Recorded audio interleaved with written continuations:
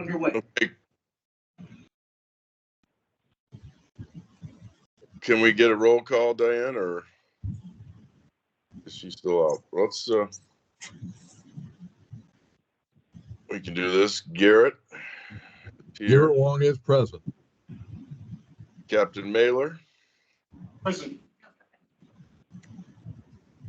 Peggy.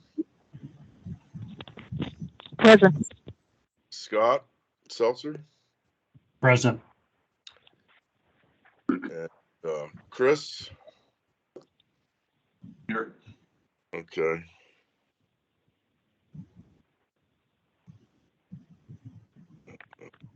Aves.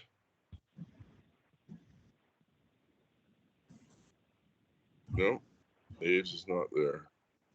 I'm here. Here. Oh, there you are. All right. I thought you were. All right.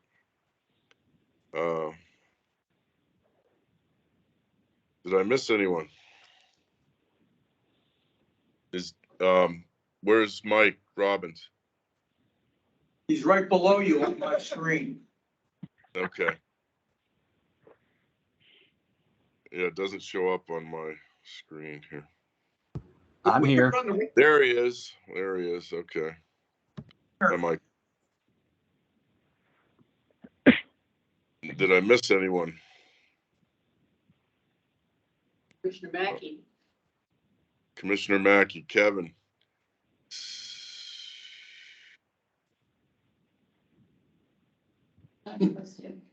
Okay. Well, you have a quorum, Mr. Chair. We do.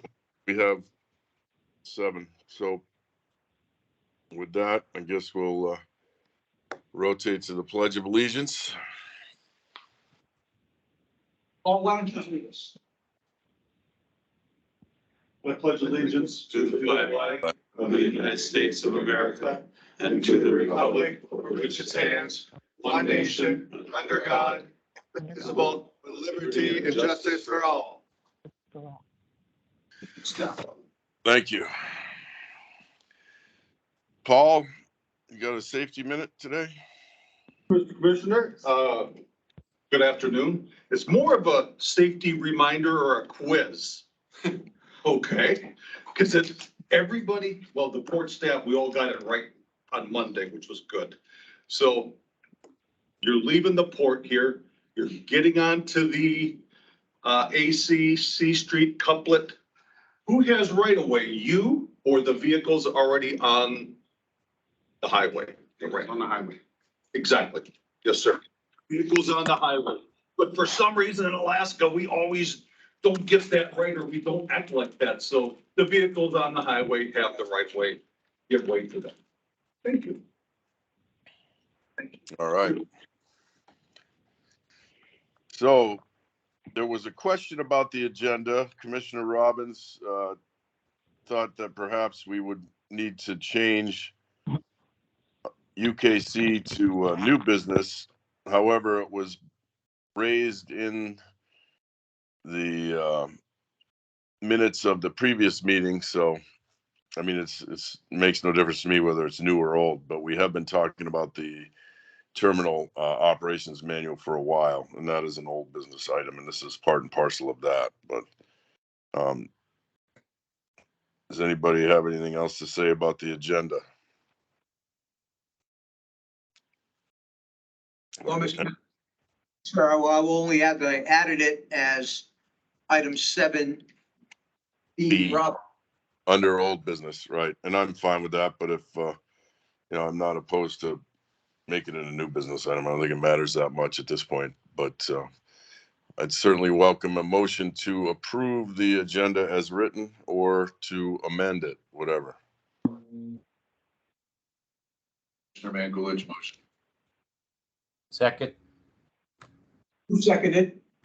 Motion to approve. Thank you. Any opposed? Hearing none. Motion carries. The agenda is approved. Item 5, approval of the meeting minutes from December 14th, 2022. The only item that I saw in that section of the minutes was Roman numeral 12, item 3. He told commission aware that Port has been talking. I'm not sure what, I'm assuming that's supposed to be read differently, Steve. He made the commission aware that Port has been talking with state DOT commissioner. You see that? What I do is I do the minutes. I hand them to somebody else who corrects my grammar and checks my spelling. I can see how that didn't happen this time. I will fix that. Yeah, more, because I am the he in all of those. Okay, well, good job aside from that. And that's all I saw. Does anybody else have any comments on the previous minutes? Hearing none, I would accept a motion to approve the meeting minutes from December 14th with the suggested edit. So moved. That Second, was Commissioner Robbins Second. and Commissioner Mankulich seconded. any opposed? Hearing none, meeting minutes are approved. And that moves us to item 6, the port director comments. I don't have anything to add at this stage of the game, Mr. Chair.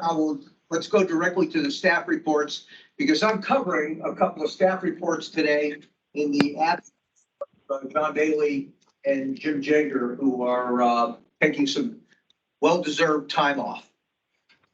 Okay, very good. I'm going to make a note. Steve had nothing. This is, yeah, put that down. I would argue that's always the case. Item 7 then, operations and maintenance, Ronnie Poole. Good afternoon, everybody. I'm also covering a portion for Jim. I don't think Steve knew this. So I like to always say operations and maintenance as usual. And what I mean by that is, this is a 24/7, 365 operation. And I'd like to thank all the folks that put these efforts in to make this successful and, adding security and maintenance into that. And I heard a comment last week about we got the finest roads, in Anchorage. And these guys put a lot of effort forth to make that happen. I know Abe's probably appreciated that, him and all the fine folks that's here today. Along with that, we got a lot of things coming up. South Float Dock this spring, small boat launch operations this spring. As far as security, 2022, we had 270,000 vehicles come through that front gate. So it's pretty busy and keeping up with that. As far as vessels, 350 vessels that came in and out safely here at the port. And we appreciate everybody's input as far as helping us out with that. Thanks to Cook Inlet Tug and Barge and Manson for the dredging. And thanks to security for passing the drills with Coast Guard 33 CFR. So 4 drills, 1 exercise, and passing the inspection with flying colors. And so again, I'd like to thank everybody for that. And that's all I have. Here. Very good. Well, does any of the commission have questions for Ronnie about operations and maintenance? 350 vessels, that was 2022. 2022. Okay. And we're on schedule to beat that this year, it looks like, with some cruise ships coming in. Real good. Thanks, Ronnie. Appreciate it. Engineering. Thank you for having me. So we've got a lot of fun things. Well, I consider them fun in my wheelhouse that are happening in the great 2023. We just conducted a POVI study, and we're implementing all of our comments from the users into the POVI. So we're upgrading the lighting. We're figuring out a way to keep all the vermins out of the POVI currently.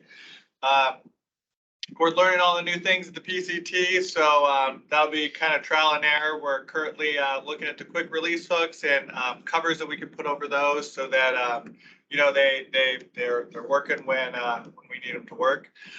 We're doing 2 storm drain projects next year, so that should be a lot of fun. So watch out for those getting picked up. We're currently watching for the heat trace units that are coming in. And monitoring all of the CP protection here at the port. End of report. Okay, well, thank you, Brian.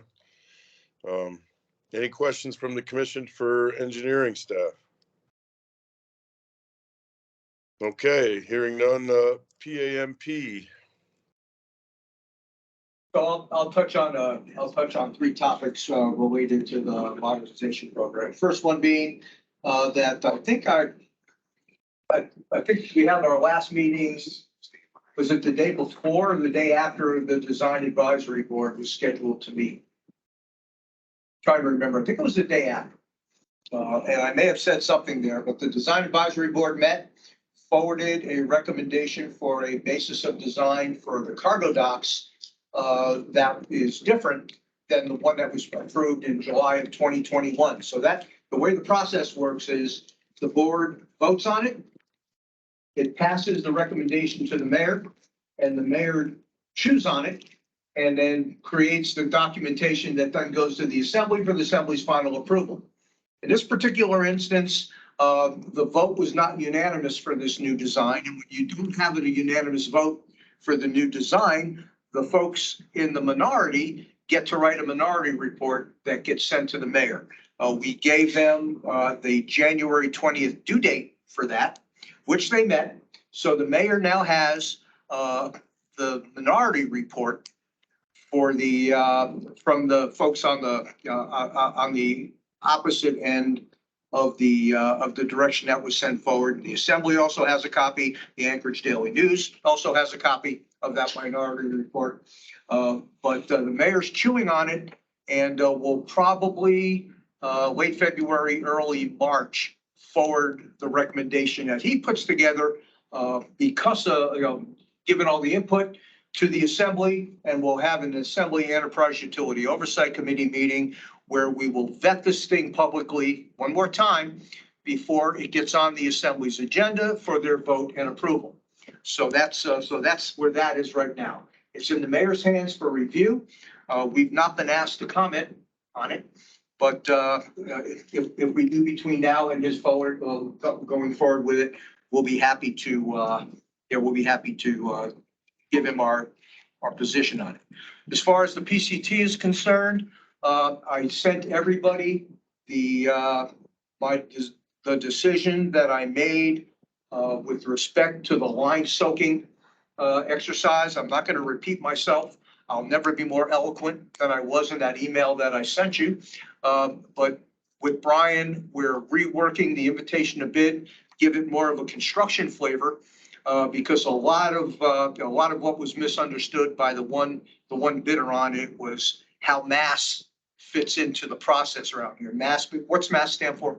The municipal Anchorage standards. Okay, so it's standards for all things engineering Sir. in the municipality. So they didn't have as good a working knowledge of that as most other bidders do. So we've had to kind of send them back to the drawing board, chalk it up to a little, inexperience in the business, and we'll do it again. And you saw what I thought were the delays that went with it.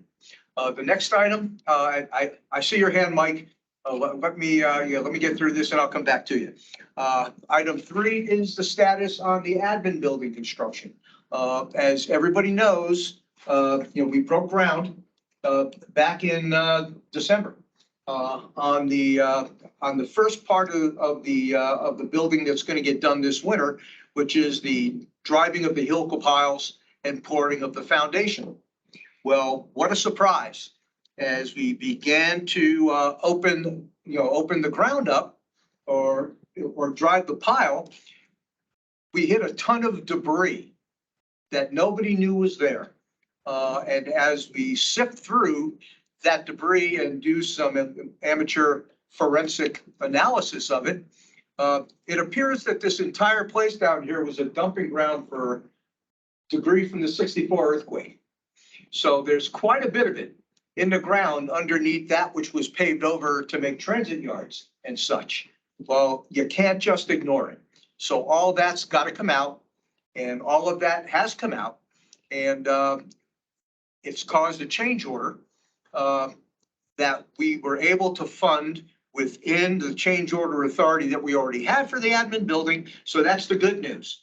But with that, we have to go back to the assembly and get a little bit more change order authority in the event something else might happen between now and the ribbon cutting ceremony on the building next late next fall, early next winter. So we're still making progress. They've made big piles of dirt out there that I suspect are going to get put back in the ground. We'll drive the piling and the foundation will get poured as we progress. And if we have another meeting in April, we may be able to talk about a foundation getting poured if all can stay on schedule. So those are the three PAMP topics I wanted to discuss. Commissioner Robbins, you have a question? You had one early on. I was just wondering, thanks, Steve, for the report. Is it possible to get a copy of those reports that were sent to the mayor and the Daily News? Did we already get those, or can we see those reports and the recommendations from the PAMP? Silly me, I had thought they were all internal working documents until they saw the light of day. I thought I did, but I will. I will send the commission what I sent as the DAB chair to the mayor. Okay, And copy of the minority report. that would be awesome. Thanks, Steve. I will take an action to do that. You bet. That was my question as well, Steve. I was wondering if we could be let in on the majority design idea and maybe the minorities, reasons for being in the minority. But if you get us the reports, then that would be. And if it's something that we need to keep confidential, I'm sure that we can do that. No, it isn't. And I have to keep reminding myself that this is a public body. And your dirty laundry is what it is. So air it out there and proudly. So we will do that. All right. Does any other commissioners have any questions for Steve on the 3 PAMP topics that he discussed? I'm sorry, Paul. Steve, first off, if we could, would it be okay if we know who's on the call? I think we skipped that, people that called in. Well, we don't ever do that. Since we started this format, we didn't do that. But I can go ahead. No, it's all right, if we're not gonna do it. But we kept it so that their presence is in the minutes. Does that make sense? I'm good. Okay. So my second question, actually regarding your briefing, you gave us a rough date for the admin building. I'm getting asked, of course, you know what I'm gonna ask you, the PCT. What is a date realistically? I understand there's a lot of work out there but Yeah. this question comes up all the time. What is the expected date? It's been moved, and I think we owe to be able to communicate. No, to and people that's fair. this where we're at. I gave my best guess in my email to the commission and to the petroleum users. I feel uncomfortable saying anything any sooner than mid-April. Because we don't know how long this ITB process is gonna take. Right. And we could find ourselves in a situation where nobody bids on it. In which case, now we gotta go to Plan C. Understood. Which is probably what Plan A was. That we now have no choice but to execute because we've got to get this done. And we've exhausted every municipal purchasing process there is, and didn't get a bite. Yeah, so, and I've got something that I asked permission of my bosses to offer as a solution, but I haven't gotten permission to do it yet. So if I do, I will float that out there and we'll figure out a way to get this done as soon as possible. I'm about as frustrated as anybody else can get. We didn't build a $225 million static display. So mid-April is our Yeah, best. I ballpark. don't even want to say worst case. Yeah, because God's will, the case will be, but that's the target we're going for. Okay, at the latest. there, thank you.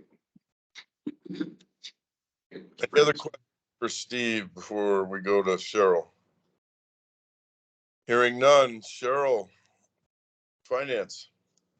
Good afternoon, everyone. Hopefully everyone had a chance to read with great interest how we did for last year, which was fairly decent. I was pretty happy. I just would like to address something maybe for everybody listening, since it's a new for the commission and for everyone else, right? So you'll see about, what line is that? The fifth line down, we have identified the debt service lines. Okay, so we put a budget in there that's a 1-year payment type of an estimate. So what we actually accrued is we accrued this year's payments and the first payment in 23. So the revenue that you see, you'll say, well, why is it double? Well, we have a payment that we have to make in June. So the funds have to be available to start accruing to make that payment in June before the end of the year. So what will happen to this revenue is that it'll go to fund balance, and our payments were appropriated with the 2023 budget, and we have budget that's been appropriated by the assembly to make those payments and the cash to make it. So hopefully that's a non-accounting, clear enough way for everyone to understand what we're trying to accomplish. But we will provide a debt service coverage ratio worksheet when the audit gets completed to ensure that we've met the covenants and the 1.35% debt service coverage requirement that we have to meet our bonds. And so this is a good positive direction for us to be going in. We would see no additional revenue from year to year, only as it relates to the debt service increase. Okay. Any questions about that? Okay, that was the main, that was the highlight that I wanted to point out. All of the other revenue, we've basically performed well. We have some that we didn't, like the crane rentals, you know, that's always a year that's based on usage. So we are conservative in our estimates for our budget. So a lot of the things are fairly conservative estimates, and then the performance was very good last year. Moving on to the expenses, the personnel and non-labor, we have a little bit of an overrun in non-labor, which is just not a huge issue, only because of some classification. So we're not, our overall budget is at 95%. So this is basically just a breakdown in classes. So we don't have anything extraordinary that's necessary to report. So that just is kind of a, you know, a numbers issue between the non-labor and the personnel. So everything else remains the similar to what you've seen going on into the end of the year. So if you have any questions about that, I can answer those. Okay. Question, Cheryl. Yep. The gains and losses on investments. Could you just elaborate a little bit there? So I think, Ross isn't online today, No, he's not. as far as I know. So, you know, Ross's group is the group that manages that for the municipality. And I think it turned around in the last 2 months of the year compared to where it was before. But I think, you know, this compared to where we were at with the budget is, you know, based on the market and based on reality, we just really kind of suffered losses in the investments. And it's specific for the port? Right, so, Investment.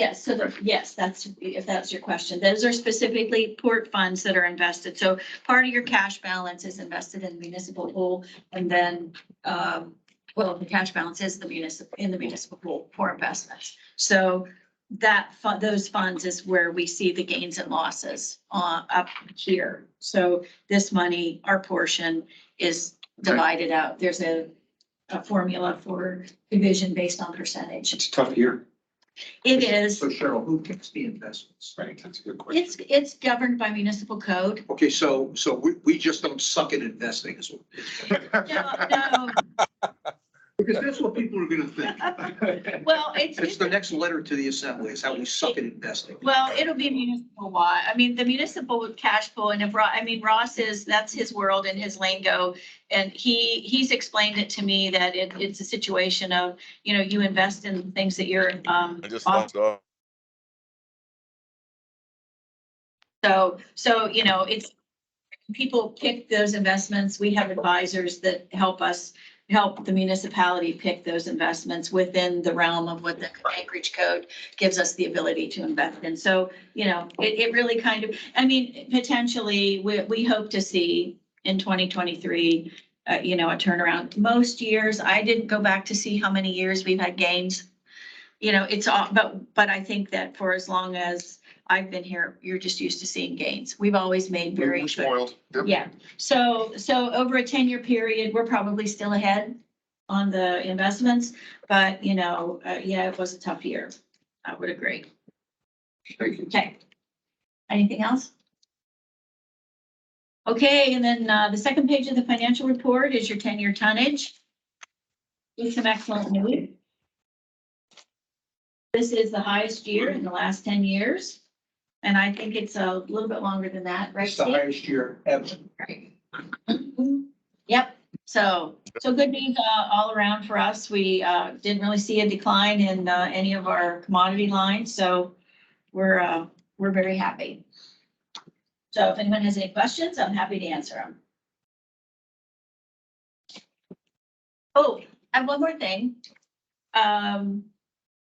The port's 2022 audit with BDO will start, the field work starts on February the 27th. So given we're first this year in the lineup for the municipality. So we have to get ready and be ready, and we'll be done first. So that's the plan. So they may reach out, typically reach out to you guys. The BDO report last year, recently, we just had the BDO audit report. So that was 2021. Right, but you're starting again in February, okay. 22. Yeah, and we usually aren't first on the dance card for that. So we are kind of, I think normally they're starting a month early just due to, vacancies that are in central finance. They don't really have the ability to get the general fund, or they anticipate delays getting the general fund going as quickly this year. So since, I'm still here at the port, the work is done. They said, Cheryl, you can go first. And I said, okay.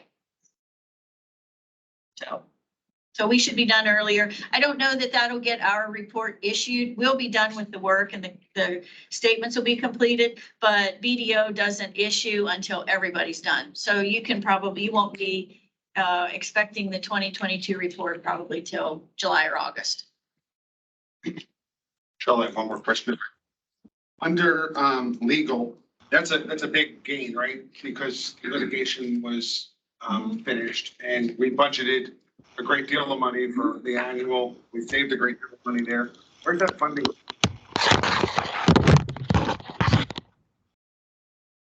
It's back to fund balance. So it'll go back into the port's balance. Mhm. So it's not a fund balance isn't reflected on here, but so it's basically the port's savings account. So it'll go back into the pool and you'll see it when you see the financial reports, it'll be a gain in net position. That's what that'll be called.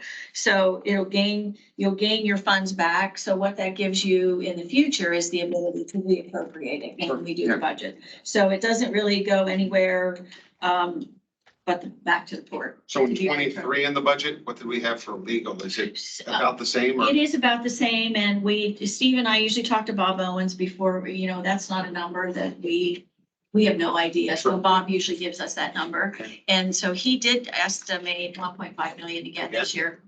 And Steve, I don't know if you can provide any additional comments as to what we anticipate to happen Sure. with the legal.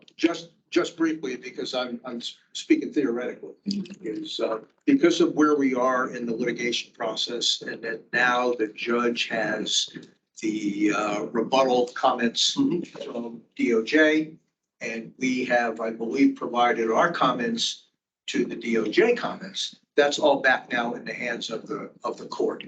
And as I understand, it's not a judge, it's a 3-judge panel. And at some point, I think between now and the end of this year, there will be oral arguments.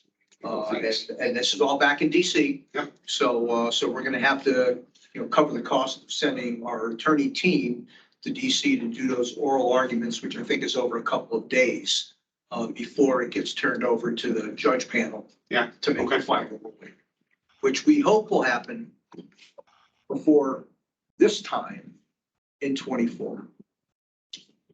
I was just hoping to save on some legal fees. I mean, they're a lot of money. Yeah, And, you know, and it's been so long since since before you were on the commission, when legal fees really were what Or we none. Yeah. set aside for the, For trade zone, yeah, right? Period. So we used to Period. That, yeah. budget 15. because the rest are covered in intergovernmental charges Right. for all the other regular stuff we do. So I haven't seen, we haven't seen a number of that, well, very long time. I'm anxious for the day myself. Yeah. Absolutely. that's it, Cheryl, thank you. Okay, sure thing. Any other questions for Cheryl before we move to security and business development? Mr. Chair, can I make one more comment? Sure. Yes. Generally speaking, the beauty of the difference between being an enterprise department and a general government department is enterprise funds get to keep what they don't spend at the end of the year. We don't have that, remember the good old days in DOD where you had to spend to zero? Yep. And if you didn't spend to zero, you didn't get that much the next year, right? You were rewarded for your thriftiness by a smaller budget. We don't play that game here. We roll it over. And all the enterprises get to experience that, which is a little bit more like the real world works, the real business world works than how government works. Yeah, but that's the big difference between how we get to manage money here and how the general government department has to manage money. Oh, yeah. It's an important point. Thank you, Steve. Yeah. Who's doing security and business development? Is that you, Ronnie? So that's me. Okay, Steve. Yeah, and I'll be brief here too. A couple of points I wanted to make. We are in the process now. Let me back up a little bit. Jim had mentioned at a previous meeting that we received a $5 million grant through the Defense Community Infrastructure Program for for that battery storage facility down here at the port. Now we've got to put some substance into all of that and create the partnership that we need to create between the base and the port and Chugach Electric. So we are going through the process now, putting together whatever that memorandum of agreement is going to be, so the three of us can work as kind of a consortium to get this thing moving beyond the, beyond just the concept point. So that work is underway now. And I am pleased at how cooperative Chugach has been in this. They could really, pull out the muscle if they want to. But they've been working with us very well in trying to put something in place that's going to be beneficial to them and to everyone else. They're very cost conscious here with respect to, are they going to provide services they'll never get reimbursed for? So, and the answer is no. But how do we craft all that into this so that it's an agreeable working relationship between all of us? More to come on that, but the discussions have not been contentious, I'm happy to say. And the other point I wanted to make was that we are beginning to receive all of those notices of funding opportunities for that raft of federal grants that we look at and vet to apply, see which ones we apply for every year. They're starting to get released by MARAD and DOT and on and on. So we look at all of those and look for the targets of opportunity that we think are going to be the most successful for us that will apply to something that we're actually doing down here to offset some of these costs. And then we go for it. So that process is underway now too. And as we have picked the grant that we're going to apply for, Jim has always done a good job of letting you know that, here's the grant we applied for. This is specifically what we asked for. and keeping you abreast of how that process is going, and we'll continue to do the same thing.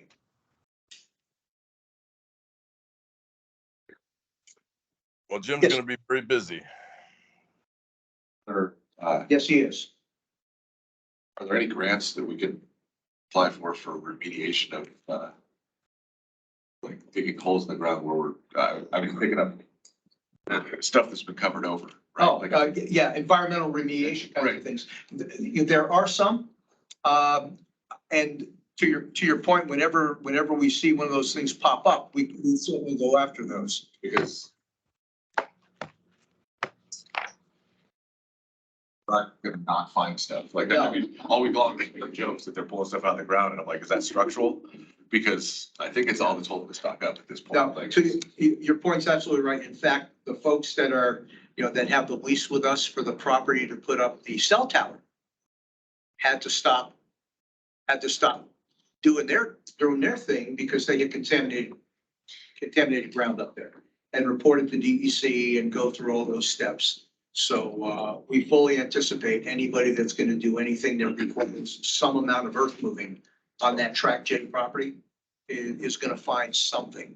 I think you can even factor that in if you haven't even started yet into any grant application. That you just add that into the construction cost of whatever it is you're going to do. I mean, we found the same thing down here at the bottom of the hill when we built Checkpoint 3, the security building.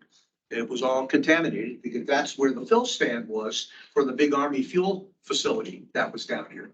So no surprise, there'll be more of that for anything we do on Track J, but there are grants that we can apply for to offset those kinds of things. I've been down here a short time, but anytime you start digging, it takes a Oh, lot yeah. longer. Like, Yeah. than- Definitely it was crude oil. Our worries would be over. That was it. Like, I want to make sure that we're going after, like, there's got to be money out there, right? Like, everybody wants to make the environment better. So. Yeah. It actually becomes do you have the time, do you have the personnel resources to go after it all? That becomes a challenge. Sometimes you've got to triage because you just don't have the resources to go in. And then which are the big ticket ones? Because those are the ones I think you all would prefer we go after. Do we need to hire somebody else to? Well, we already have a contractor. Okay. Yeah, we have a contractor that helps us do the writing. We don't do that in-house, all by ourselves. Yeah, so, and there's no thought being given to stopping that because you need help. Yeah, the whole business of grant writing has become just huge. And with IAJA throwing all this money at the world, the opportunities have increased. So you gotta look at every opportunity you have. And we continue to do that. And if we have to add more resources, we certainly can because the payoff is there. Well, let's get into the next item because we're probably spend some time on this one. Unless anybody has any other questions for Steve or any other portions of the port staff. Speak now. All right, hearing none, we'll move to item 8, old business and the review of the draft terminal operations manual. Did So- every on the commission get a copy of the edited manual that Steve sent out the other day? So Captain Mailer and myself threw some edits in there and just suggestions more or less at this point. This document is going to be a living document. Things will change over time. It will get edited as things are added and removed. But this is the first stab at a terminal manual for the port and the new PCT. There was some data that was missing for mariners that are trying to use the facilities. That's essential. So that's what we were trying to do. I guess the first thing that, Hey, Yeah. Ron, yeah, I appreciate it, Steve. Thank you. I just wanted to let everybody know that I've got it up on the screen. And I will scroll through this and stop where there were comments made and you and or Paul can address that. Sure. How's that? let's start with the definitions on page VI there, because that, it looks like the way this, I didn't notice this, but the definition I added at the bottom seems to be on the next page, but. Okay, well, and here's what happens. Don't worry about the pagination. Don't worry Right. about any of that. Right. Except That can get fixed, yeah. So the UKC was not in your definitions. Paul mentioned it, and it is mentioned, it is listed in the PCT under item 5 of the PCT birthing operations, birthing info. So I felt like it ought to be added to the definitions. Oh, I don't see my, where's my, okay. All right, well, I had added it in red at the bottom. It would, okay, well, let me make sure I got the right copy, because I thought I pulled this right off of my desktop, which is the one you sent me. And if it's the wrong one, I will go get the right one. I can go, you can send it to me, I can get it for you, Steve. You don't have this to. is not, I don't see any of my stuff there. Well, I don't have anything until See any of these? Let me go, 6, yep. you've got yours. Could you email it to Cheryl? And then I'll log into the meeting And she'll log into the meeting and put it up. My Okay. apologies. We do have, Carolyn's here, and I've got Carolyn's presentation on UKC. Do we Well, want to just not? Because, if we're gonna add it as a definition, I would like Carolyn to explain to the commission what UKC is. For those who are not mariners or not familiar with UKC, Carolyn is the chairman of the Cook Inlet Harbor Safety Committee Navigational Work Group, and she's also one of my partners at Southwest Pilots. And I'd like to have her just explain what UKC is. And if you have any questions, please hold them till the end of her presentation. Give me a second here to figure Try to out how to shrink now, Cheryl. so I can pull her presentation up. How do I make this?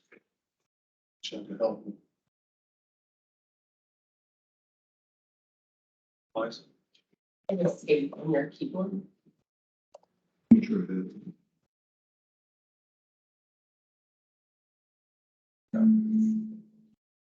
Meanwhile, Cheryl is 10 steps ahead of me.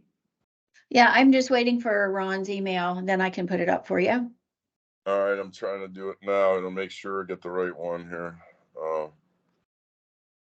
Okay, why isn't it? Why won't it go? Huh. There we go.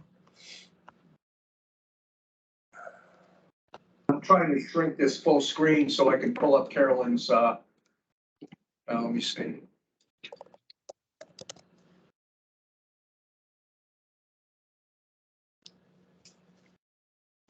Maybe we should add additional time in situations where Steve and I are required to do. Yeah. If you have like a grandkid there or something, Ron, he could work it for you. I always go to drop down to my 9-year-old when I have trouble. Right. Okay, I'm kind of taking over a little bit, Cheryl. I'm just waiting for the email. Go right ahead. I'll watch. I sent it. Should be there. Okay.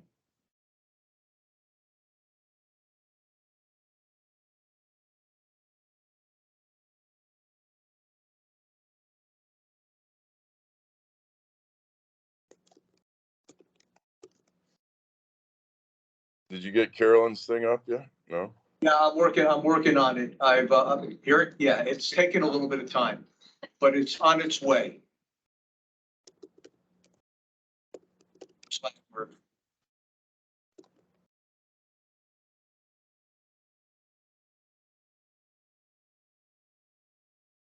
Okay, everybody should be able to see it now.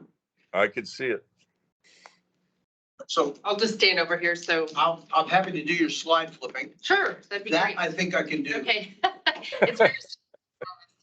All right, thank you. Appreciate you guys having me. And more importantly, I just want to applaud you to put the terminal manual together. That's a huge step towards safety and just openness and transparency. So I do appreciate all the hard work that's gone into it. Next slide, please. Okay, for all the non-mariners, here in, excuse me for Paul, who's probably sat through this many times, but, what is under keel clearance? Well, as it's defined, it's the depth water below the keel. So basically, it's that vertical distance between the lowest part of the ship to the sea bottom. So in order to calculate that, we take the depth, the charted depth, and we subtract the draft, and then we add or subtract tides in there, correct? So for example, at the Port of Alaska, excuse me, out here, the charted depth, which is in your new port manual, is 35 feet. When we bring a laden jet fuel tanker in, they're anywhere between 38 to 40 feet deep. So let's start scratching our head. Something's wrong, right? Is that what they draft? They draft it. Normally, Yes. yes. So you have 35 feet alongside the face of the berth. You have a 38 to 40 foot deep draft tanker coming in. What do we use? We use the tides in order to get alongside. As everybody knows, the tides in Alaska or excuse me, particularly in Cook Inlet and Anchorage are probably the largest tidal range in the world. Anywhere from, it's a diurnal tidal range of 26 with a mean range of 29 feet. So we use that tidal range in order to bring these deep draft tankers in. Okay, pretty clear so far. Any questions on that? Well, okay, we got it down, right? But it's not quite that easy. We have a charted depth and we have a tidal prediction. Where that varies is all these unique challenges that we see in Anchorage, particularly in other places. Next slide, please. So before we go through each one of these, I'm not going to get into the nitty gritty of squat allowance and water wave response allowance, but what I do want to point out is just about every one of these variables you will find in your terminal manual, which makes the Port of Alaska one of the most unique ports in the world. Next slide, Steve, please. All right, first one is changes in the predictable tidal height, which is caused by wind speed, direction, high and low barometric pressure. Wind.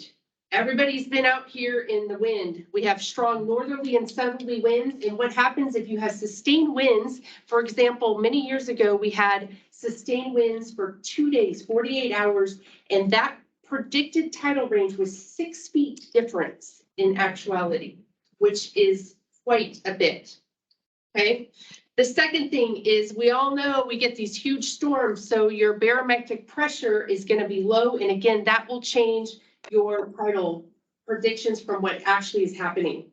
The nature and stability of the bottom, again, page 9, 10 in your manual talks about the waters of Cook Inlet are heavily loaded with silts and sediments. That's going to change your depth, correct? We have fresh water allowance that comes out of the streams. Again, that's going to change your draft. The more fresh water, the deeper you're going to be. So we have all these challenges that are involved in this UKC computation that's just, it's not cut and dry. What else? Size and handling characteristics of the ship. Every ship that comes in is going to have different characteristics and how deep it draws in the UKC. The last one, the accuracy of the hydrographic data. Paul and I would argue that this is probably one of the most surveyed places in the world. We have bi-monthly surveys done by the Army Corps of Engineers, so we know what's out there. But just remember, these are spot soundings, so unless you take a chain and survey the of it, you're only getting spot soundings, which are very accurate. The problem is, if you look in the coast pilots, in which most of the pilots can agree with, we have huge boulders that get picked up and moved around by these strong currents out here. They'll be picked up by the ice, and once the ice melts, they get dropped. So again, that's going to change. So what we are proposing, next slide, please. And what is in your proposed changes in the terminal manual is it says the Port of Anchorage recommends all vessels maintain a minimum UKC of 3 feet while alongside its facilities. That is the proposal.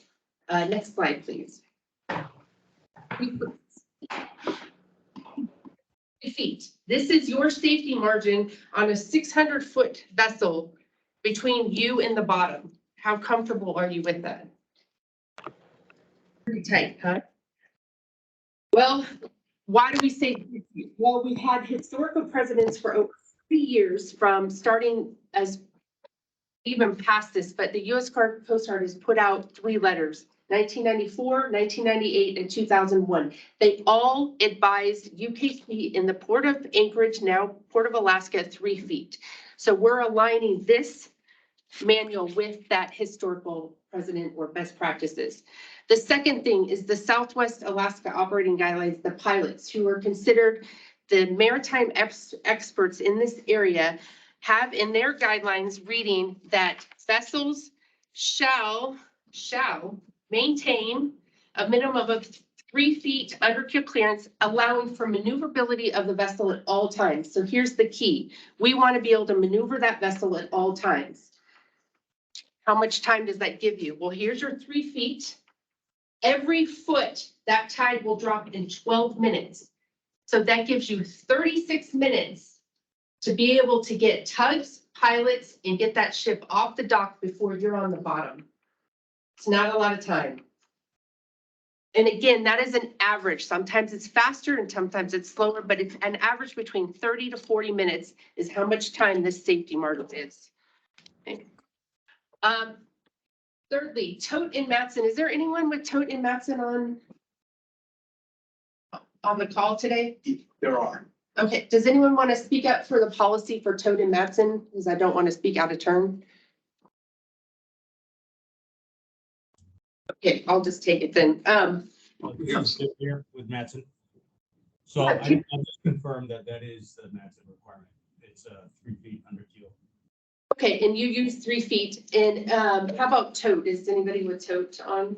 Unfortunately, Frank Smith wasn't unable to call in today. I saw Art. Yep. Good afternoon. This is Art Darlene, Tote Maritime. Our policy is also to maintain 3 feet under keel clearance alongside dock. Okay, so your 2 most frequent callers at the Port of Alaska are using 3 feet as well. So not only do we have historical precedents, we have the SWAPA guidelines, we have your 2 most frequent callers, Matson and Tote, are using 3 feet. That brings us to our 4th one, the foreign callers who are the infrequent or first-time callers. You get masters up here who have never been to Alaska and they're calling to Anchorage, and they have no guidance until now on what our UKC policy is alongside. So what have they been using? Well, they've been using their company policy, which doesn't take into account all these unique characteristics of Anchorage. They'll use the charters requirements, which sometimes does, in Paul's case, it does account for this. But sometimes if you get someone else that's a charter that has no history or expertise up here, it won't account for that. So that it's their UKC would be the same as Long Beach, which doesn't have any of the same parameters that we do. And then lastly, I saw that Tom and Andrew Mew were on, and they can attest to this, but sometimes the master or the company of that foreign caller will ask the agent, what is the UKC alongside the berth? And in that case, I don't know if Tom or Andrew want to answer this, but from what I've been told, you give them the SWAPA guidelines. Tom or Andrew, do you want to attest to that? Hi, this is Andrew. I can attest that we have encouraged and in fact insisted on the vessels that we work with that call at the port to utilize, in Marathon's case, the Marathon company policy, which is 3 feet, and in non-Marathon cases also insisted that as a historical practice of the port, that they not permit themselves to go to have a UKC of less than 3 feet. How those 2 things are managed differs slightly between the and how we plan around it differs slightly between the various companies. But I can say that we have not involved ourselves in or endorsed any berthing plan, if you want to call it that, that where a safe UKC usually using the 3-foot metric as the central point of planning and ensuring the vessels are able to maintain that throughout. So in other words, if somebody comes in and says, well, our metrics are a lot more allowable than that, we have encouraged them to use this model. And in every case that I've worked on in the time that I've been here, they have flexed to that historical precedent. Thank you, Andrew. I appreciate that. So again, these type of things, by adding this into your terminal manager will help clarify it for foreign callers and then bring everything into a line. So as the pilots, we are advocating for your terminal manual to include 3 feet UKC.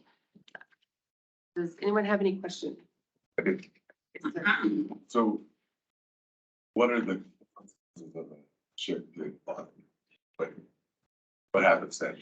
Well, first of all, your I'm sorry, this is Commissioner Robbins. Could you speak up? I couldn't hear what you just said.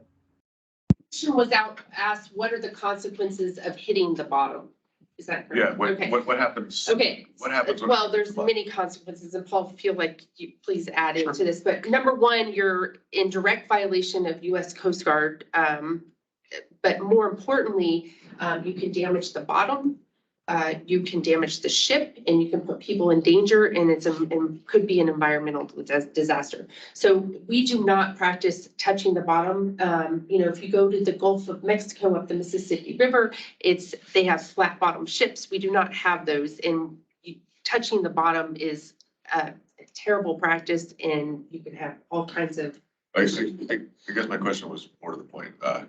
If it touches the bottom, does it shut down our port? Like, for how long? Like, that's because. Well, it depends on what the consequences are, are we talking about, is there damage to the ship?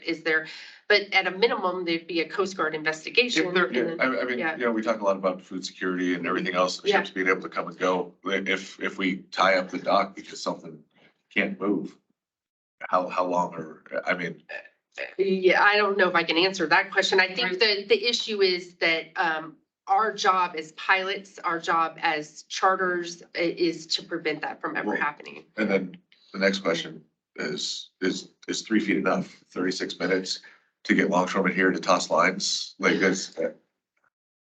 Because I'm a longshoreman. No, it's a great question. And, like I said, we've had the historical precedence of 3 feet. There has been talk to try to even lower it more. We feel like 3 feet is a good number for the various reasons listed, but it's a great question. I mean, should 6 feet be? Well, that's what I don't. 6 minutes isn't enough. And then when you're talking about, you have 6 foot, with wind, you can have a 6 foot variance with the tide. So what happens is we bring these ships in and we closely monitor all those environmental issues.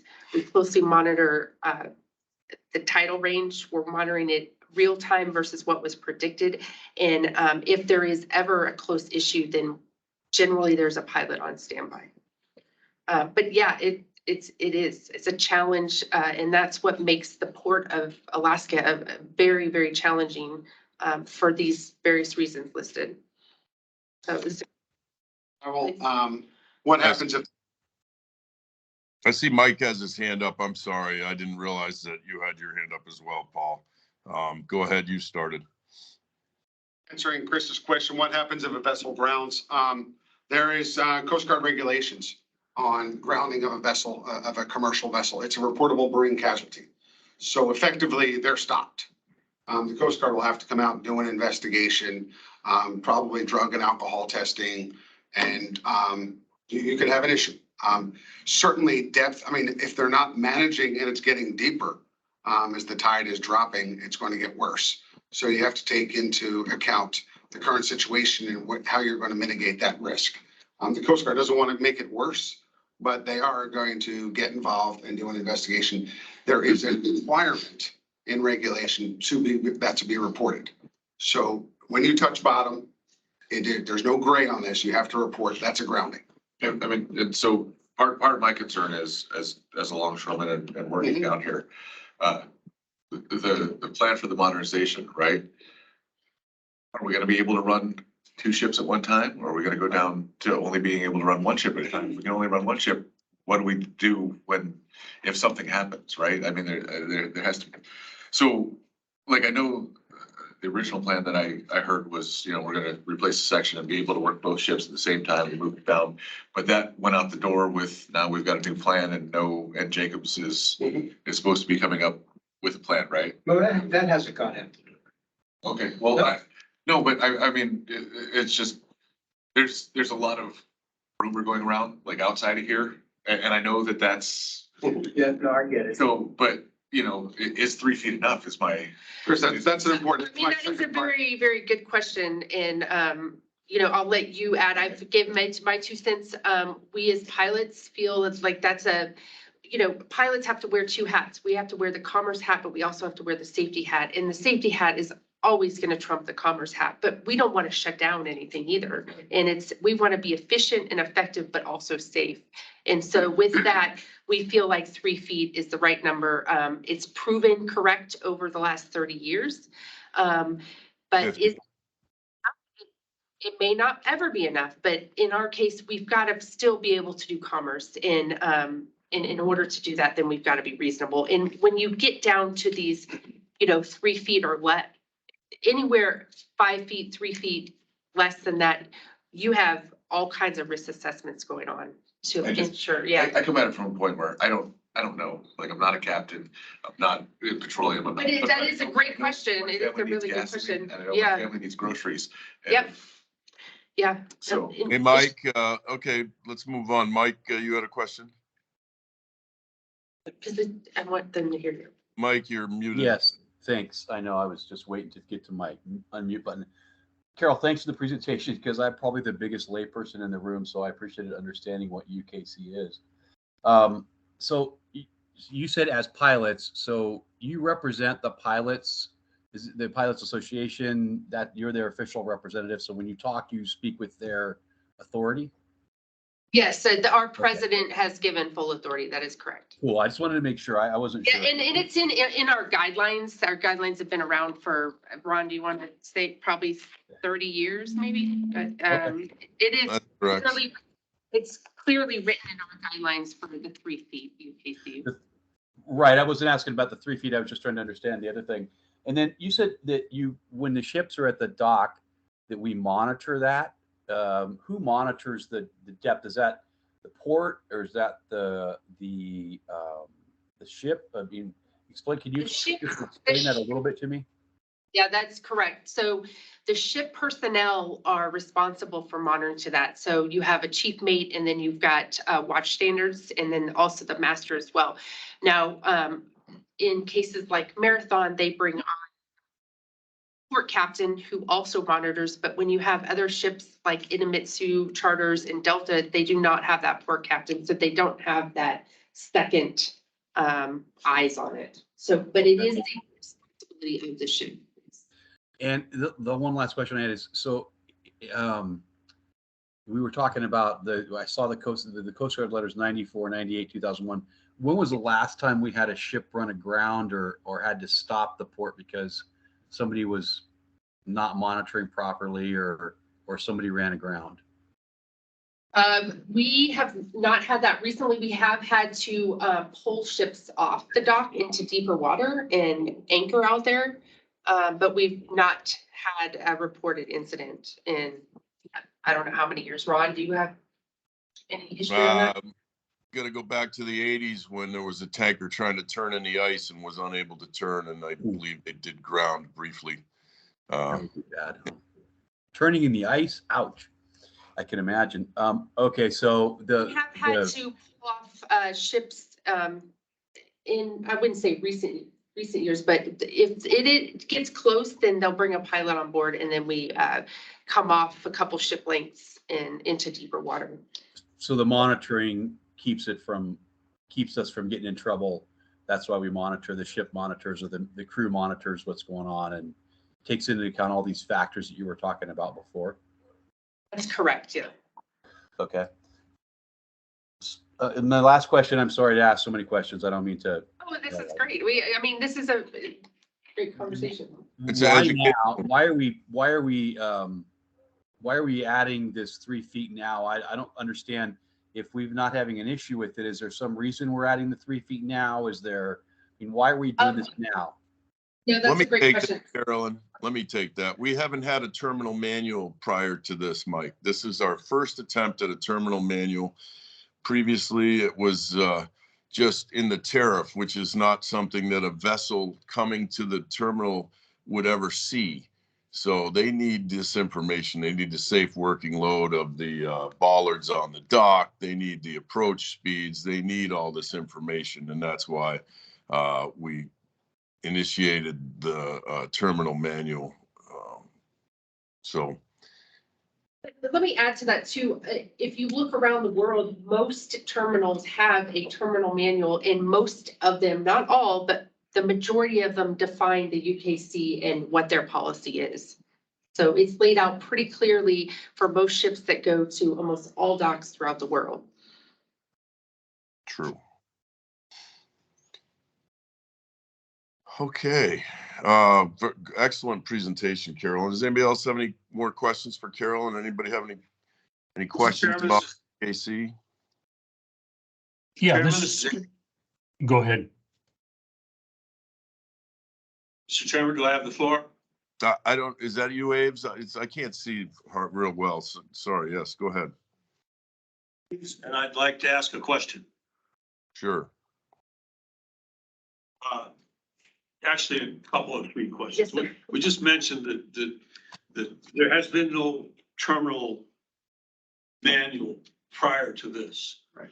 And the captain indicated that information was required by the vessels about approach speeds and depths and a number of other things. How was that information distributed before if there was no manual? Rod, do you want to speak I can only speak on UKC, but that information was not available. You know, as pilots, we are trained throughout our careers on approach speeds and such. So that there has been nothing regarding like the safe working load of the bollards or now the quick release hooks, which is very, very important especially when you have 3 ships here and we're putting multiple lines on one bollard but UKC has been communicated through the agents, through the pilots, and then through the charters. Secondly, then, let me ask Steve, have you provided information like this before? Do people call you and say, hey, how fast can I go coming in there? It's in section 1 of the tariff. That's where it has been. But to Ron's point, you know, the tariff isn't something that, you know, vessel masters as matter of course, because the tariff is not the same everywhere. Most people, when you talk about a terminal tariff, all they care about is the rate part of it. They don't care about the part of it that we have in section 1, which is operating rules and regulations and such. Up until this has seen the light of day in this body, that's been sufficient. But enough time has passed where, you know, we're getting more knowledgeable people about the mariner business on the commission. And they're identifying what we have been able to live without for a very long time that the rest of the industry has as an expectation. So here we are trying to fill that gap. You know, the only other thing that I would share is since forever, the vessels that used to come here were the same companies and the same vessels all the time. Tote knows the place. Matson, Horizon Lines, they know the place. The vessels that they've been bringing up here of late are of the exact same form and construction. So historically, they've known what to do. And the same thing with the tanker community until recently has been pretty static. And you see the same vessel names all the time. But that world is potentially changing as well. There's a lot more variety that can come up here. So I appreciate the fact that, you know, we've gotten away with it, if you will, for as long as we have, because it's kind of, you know, it's not a busy place. And we're not an LA Long Beach where anything from anywhere could find itself on the dance card to come in. But there's been an identified need for this now, and we're trying our best to fill it. Well, And we have that's a new terminal. We have a new dock. You know, the PCT is probably even more impetus for doing this. So that's, you know, another reason. Yeah, Mike, I'm sorry, Steve, unless you weren't done. I kind of had one more thought, but now I don't have it. Oh, my mistake. Uh-huh. Sorry. Well, maybe it'll come to you. Mike? Got one last question, Mr. Chairman. This I'm is sorry. Sorry. Go ahead. terminal manual. Is there any shift in liability or responsibility? Is this just who is ultimately responsible for not planting that vessel on the ground? Do you want me to speak on that? Because The master is ultimately responsible for not planting that vessel on the ground. He's always ultimately responsible. the wording back says, I believe it says recommend. Actually, going back to that. Yeah, See the wording. if, can we go back to the proposal? Okay, so it says recommends, it doesn't say shall or must. So this is recommended. That gives a little bit of maneuvering room.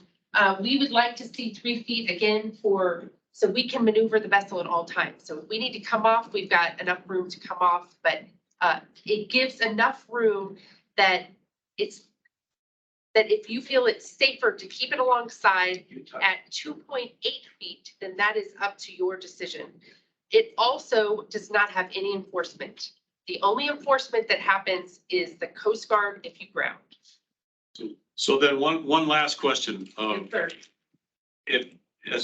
When that vessel is dockside, must it maintain the 3 feet at all times? Yes. Yes, but it says It's recommend. recommended. Recommended.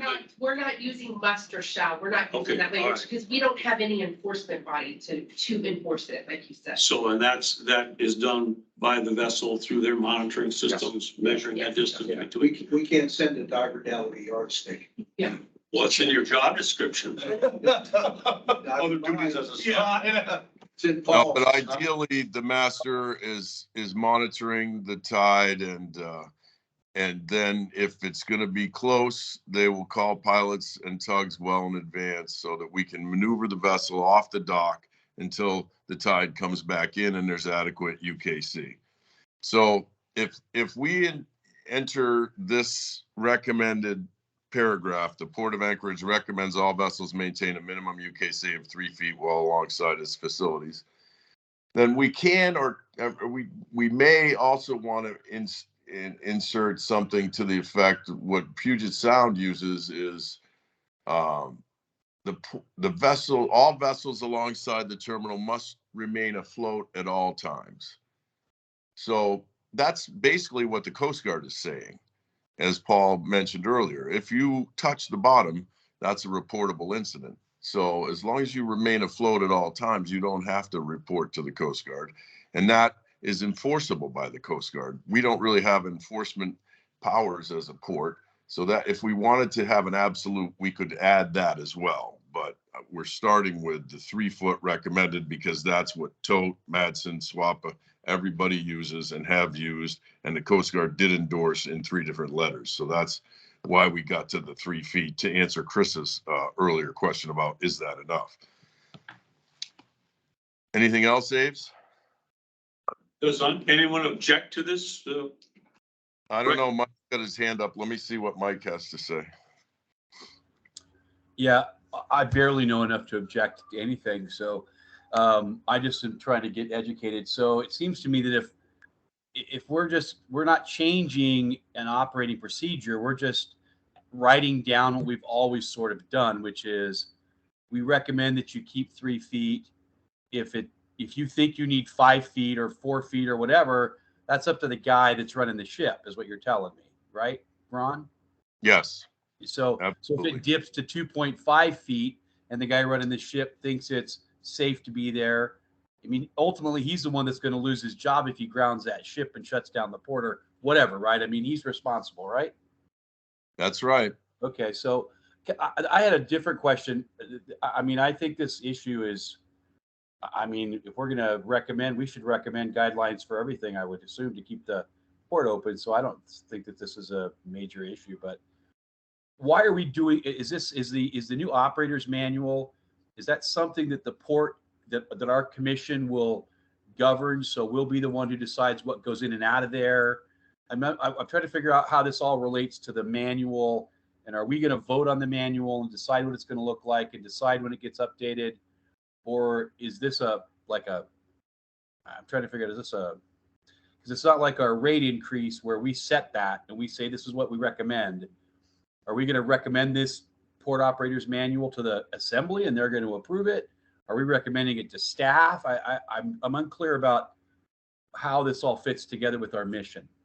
Well, let me try to answer that, and Steve can correct me if I'm wrong, but the way this has gone previously is that this information was all in the tariff. And, you know, like I said, the ships don't see the tariff, but it was in the tariff because that's what our purview as a commission is, you know, and so because this information comes out of the tariff and goes into this manual, we're involved in this first edition. Do we need to be involved in future revisions and additions? I think that's something we have to decide, and I'm certainly interested in everyone's input, especially Steve and the port staff, because you know, if it's not really part of the tariff, it's not specifically something that we're tasked with, is the way I read it.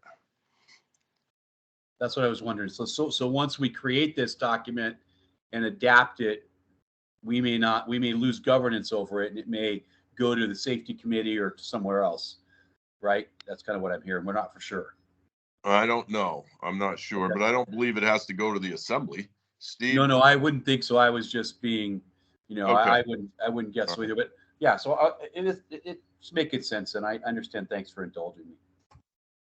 Steve, your thoughts on that question? No, I see the long-term arrangement being that if we have recommendations we would like to make to amend this document, that we would run them past the commission before we did anything unilaterally. And vice versa. If there are things that the commission sees in their experience with respect to, you know, the context of what is in this manual that you would like to see corrected, amended, updated, then we would take those on and make those changes, just like the process we're going through now, creating this thing for the first time. It's no different than if we never had this idea of a terminal operator manual brought to us and we were making changes to section 1 of the tariff. They'd have to come through you anyhow. Right. Right. But we wouldn't have to go to the assembly with them. I agree with that completely, unless somebody else on the commission has a different opinion. I feel like that makes the most sense, that it's a collaborative effort. And when a change is proposed by the staff, that it gets run by us, and anything we're interested in changing, we'll of course bring it up at the meeting, and the staff can weigh in as well. Anecdotally, in my experience, when it comes to the section 1 changes in the tariff, when we presented those to the assembly, that's not the part they care about. No. They care about is the rates. The rates, right. Mike, did you have a question? Your hand is up again. Or is it still up? But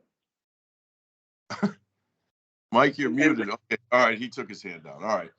I think Paul wants to make a comment after Mike is done. Who does? Mike is done. Captain Mailer has a comment.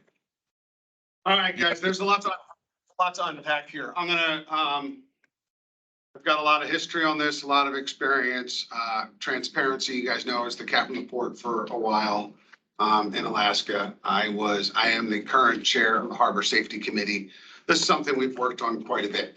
Going back, Carolyn, your first slide actually says it's from the Harbor Safety Committee, but it should read from SWAPA. Oh, that's If I could. But I am part of the navigational work group. So. And that's fine, but it didn't go through Harbor Safety. This is a SWAPA presentation, so that first slide should be SWAPA, if I could. Second, this Port of Anchorage, obviously Port of Alaska, just so our terminology is all accurate. So let's unpack this.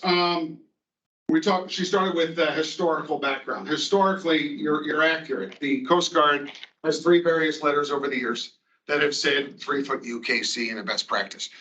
Now, read those letters and take a look at them, which we did, because we went back and Carolyn did a fine job as the chair of Harbor Safety. We had her do some great work and talk to people and find out where's this coming from? Where's this 3-foot magical number? The 3-foot was really referenced. Everyone's talking about the Coast Guard. The Coast Guard has this recommendation. We have to maintain 3-foot. So we look at these letters and we've shared these before. We know where they are. And ultimately the Harbor Safety Committee went and said, this is referencing a single skin tanker. After Exxon Valdez, we had to come up with something. We, being the Coast Guard, had to come up with something in writing at the ask of the industry. What's the Captain of the Port's position? And the Captain of the Port said just that. It's a 3-foot UKC is the recommendation to maintain. Well, that all of a sudden became, it was never rescinded. And I was the Captain of the Port. I didn't even know about this letter. I never rescinded it.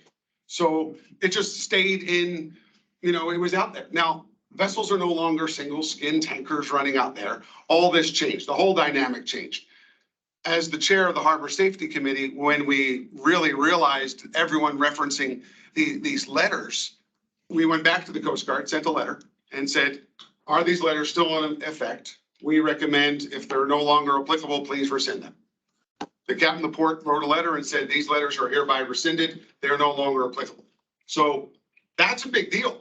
I mean, that, when you're sold on this as the historical background is the Coast Guard requires 3-foot, not true. So just get that clear as commissioners. That's not true. There is no requirement. We have in writing from the Coast Guard, Captain of the Port, the standard is, as Ron rightfully said and Carolyn acknowledged, it's no ground. The federal standard is for the Port of Alaska, do not ground.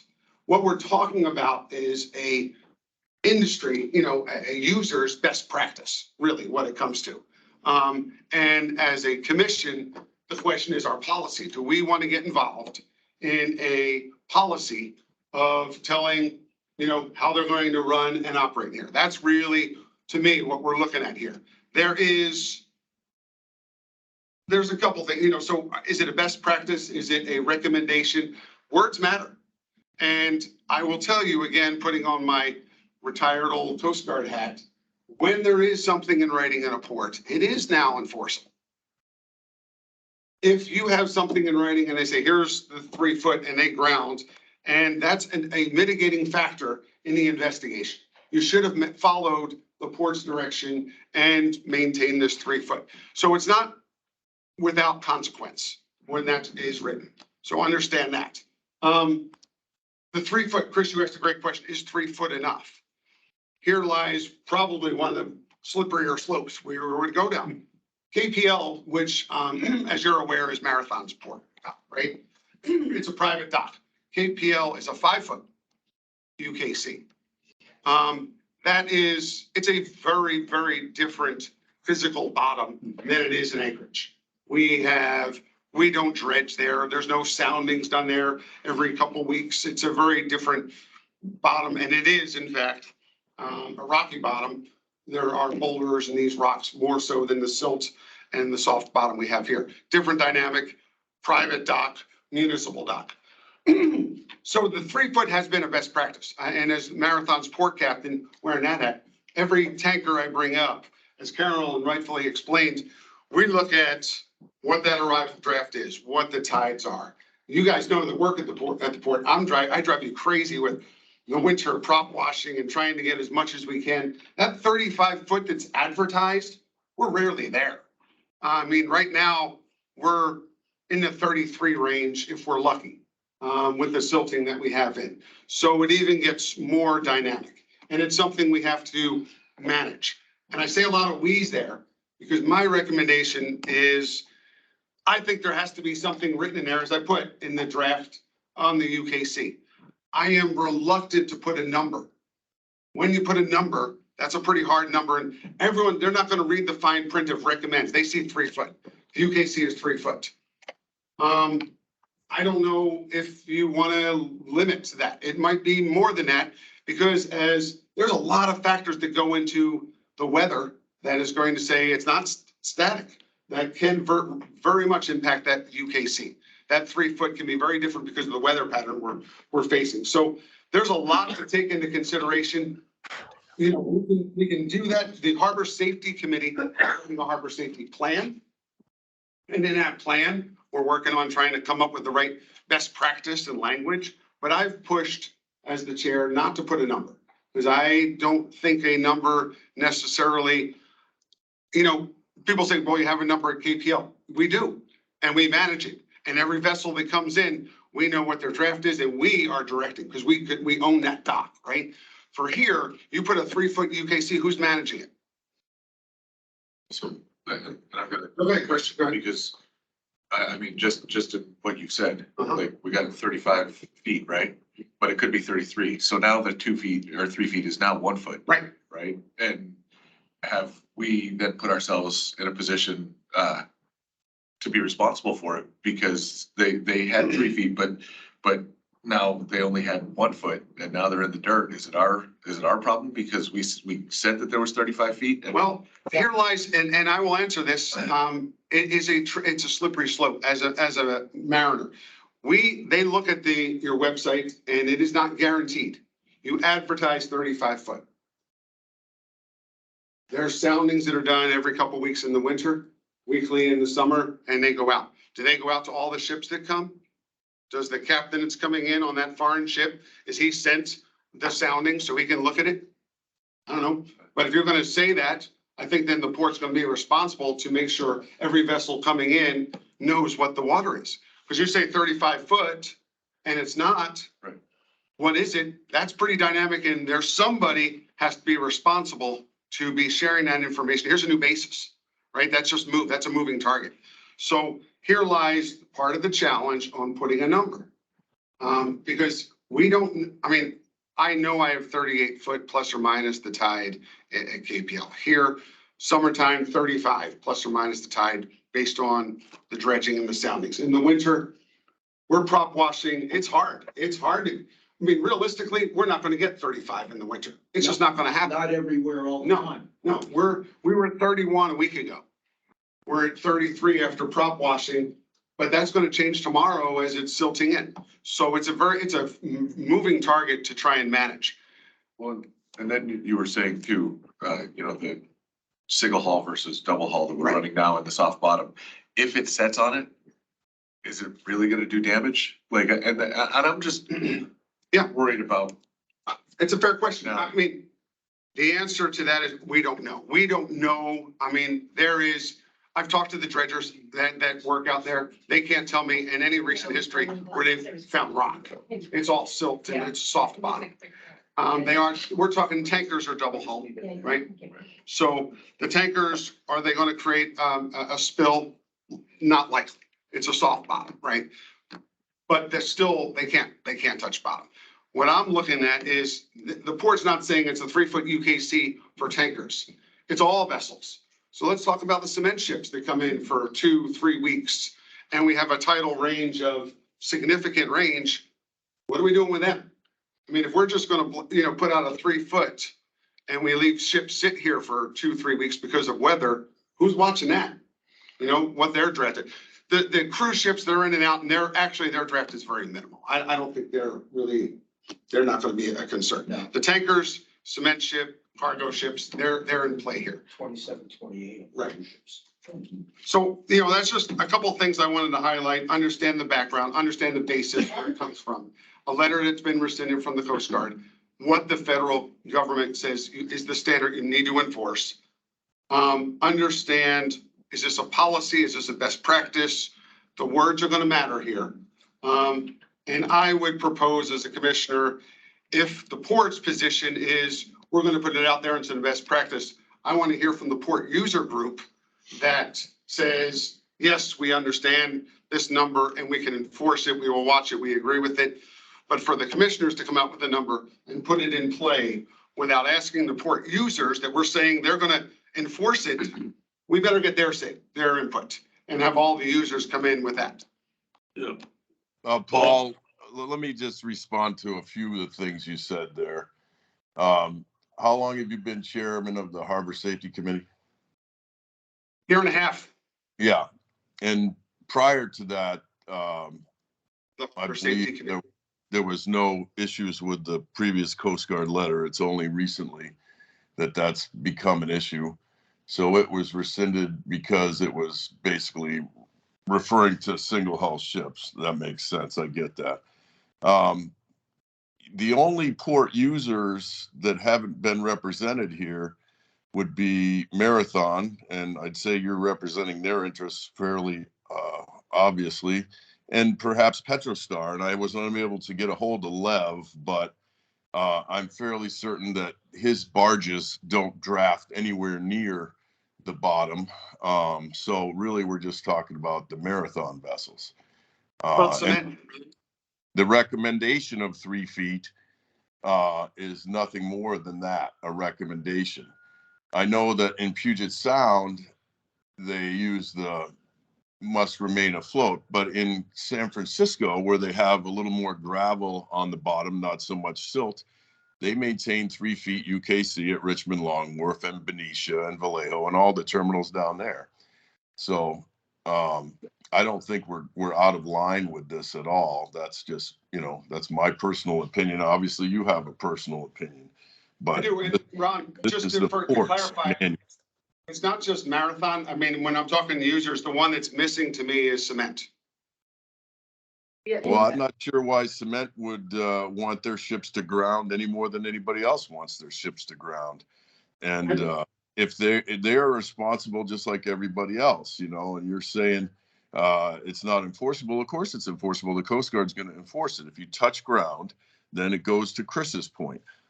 Are we stuck with the ship at the dock? Yes, we are, until the Coast Guard finishes its investigation. And it could be even more egregious if they actually hold a fuel tank or something, right? If it's a cement ship or a cargo ship, or even a tanker. But anyway, Mike, you have your hand up. Carolyn's got a Can I comment. just comment on, you've asked about cement ships in the recent, about a month ago. We did have an issue with UKC and they sat at anchor for a week, waiting to come in until they knew they had enough. They did not have a negative tide. So, and there was nothing, no complaints on that. Secondly, I just want to say these letters, all of them from the Coast Guard, says, although 33 CFR 157.455 applies to a single bottom ship only, Western Alaska considers it prudent for owners and operators for all vessels to adopt a similar procedure to ensure their vessels have adequate UKC. So yeah, the letter was written for single bottom, but it also applies to all vessels that we should be adopting these. So just to counter that. But it was rescinded. So But it was ultimately, rescinded because it was a single hull. And ultimately, we're just saying we've had 30, 35 years of best practices with 3 feet. And we're trying to align all the users into one, and that's why we're arguing for. Carolyn, respectfully, I understand, but it's very misleading. What is important is the facts. There is no Coast Guard letter applicable with a 3-foot UKC in the Port of Alaska, period.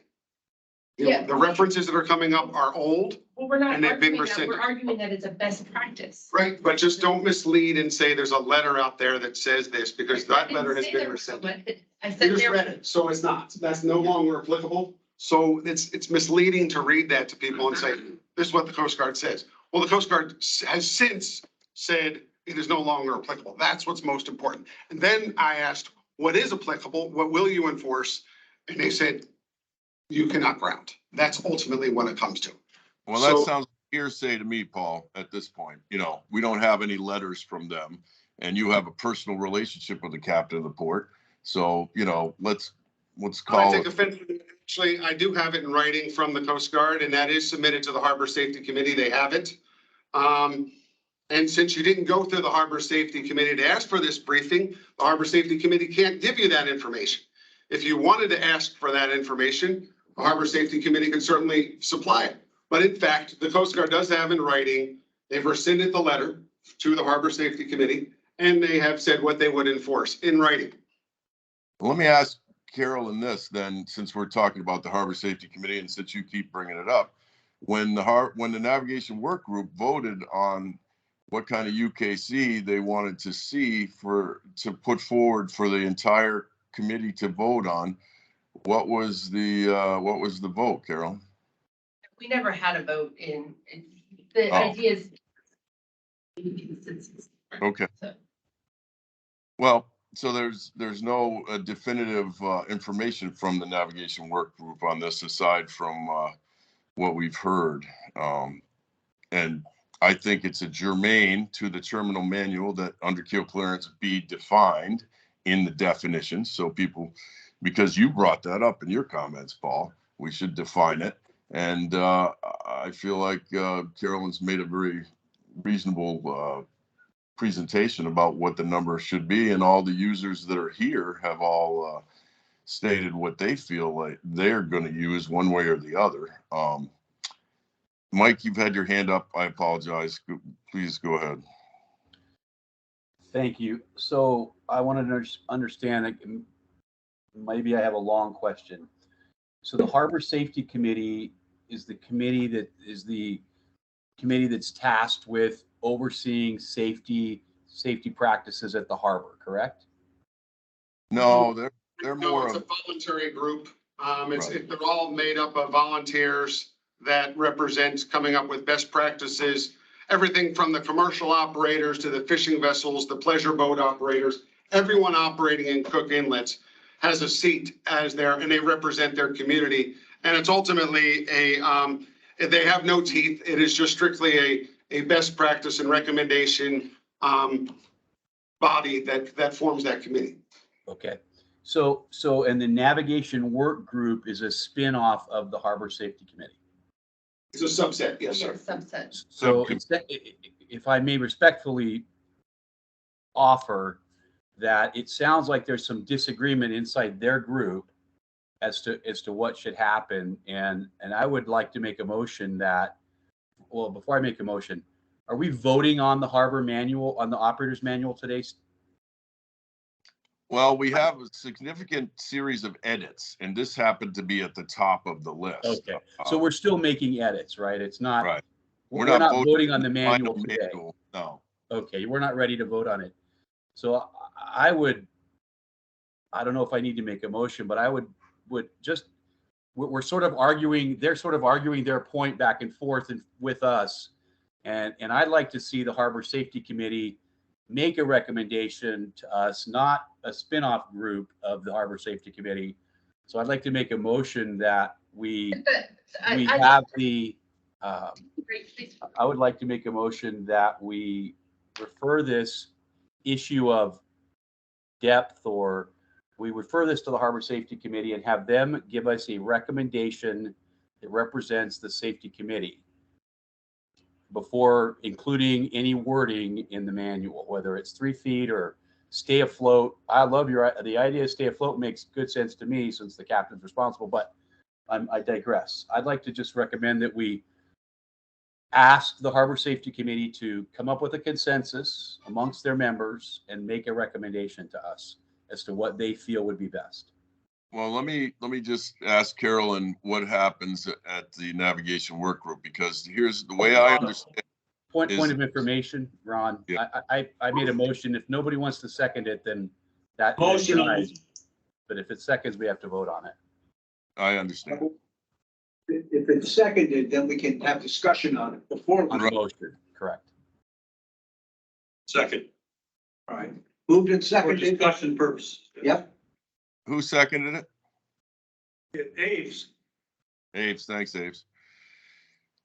Okay, so I'm going to ask Carolyn to address this in a minute, but the way I understand this issue having been addressed at the navigation work group was they were unable to come to a consensus. There was one user in particular who did not want to see a number, and without a unanimous work group vote, they were unable to forward it to the entire committee. The Cook Inlet Harbor Safety Committee would not vote on it without a unanimous forward from the work group. Is that correct, Carolyn? Can't answer that because that is, it's within committee, and if it doesn't leave committee, then it stays in committee. So I'm unable to answer that question. Right, so it would be, just for discussion purposes here, Mike, it would be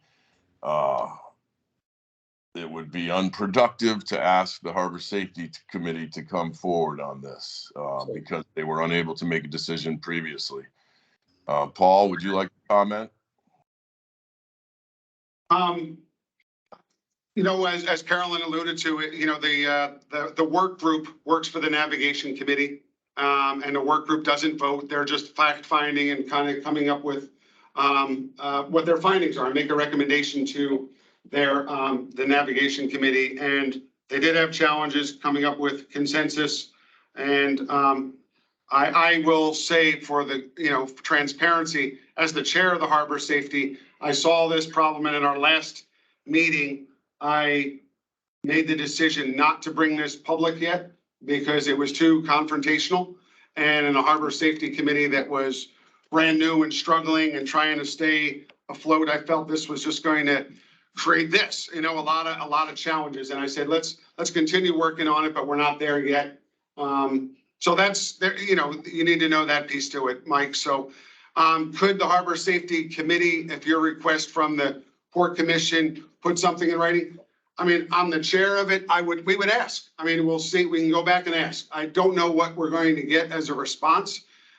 Frankly, I would have to go through the chair of the navigation committee and ask and follow that. But I don't know what that outcome would be. It may be, as to Ron's point, not as black and white as you're looking for. Well, and I would just add to that, that the Harbor Safety Committee, previous to this year, and thanks to Paul's efforts, has only met once a year. Paul's got a meeting a little more often and trying to get some more production out of him. But I will tell you right now, this will shut this down for months if we are waiting for them to get, and I don't believe there'll be a consensus because I've seen it already at a couple meetings. So keep that in mind as you vote on this motion. Mike. So I think that the fact that there's dissension amongst the safety committee is exactly why we should refer it back to them. If they can't solve this problem, are we saying that we're better qualified to solve this than the harbor safety committee? I'm not in favor of this motion, or not in favor of us doing this, but we have one part of we have an offshoot of the committee here telling us to do it. We have the chairman of the committee telling us not to. I don't believe it's prudent for us as a commission to make a decision that isn't clearly defined by the spinoff by our harbor safety commission. I think that we need for them to give us input.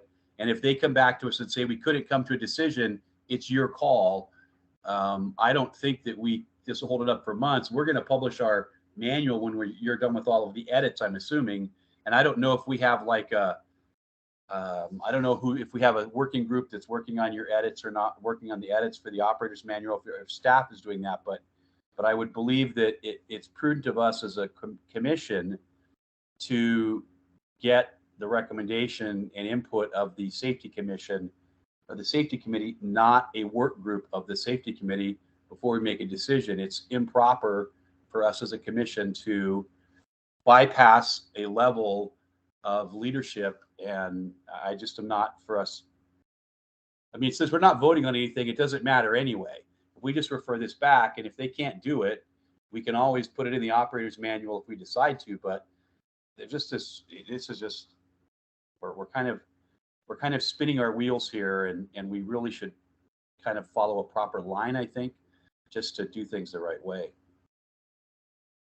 Ron, if I could speak for 1 second, regarding the Cook Inlet Harbor Safety Committee, it's a group of volunteers, and you're not going to get a recommendation on that because it's a group of volunteers.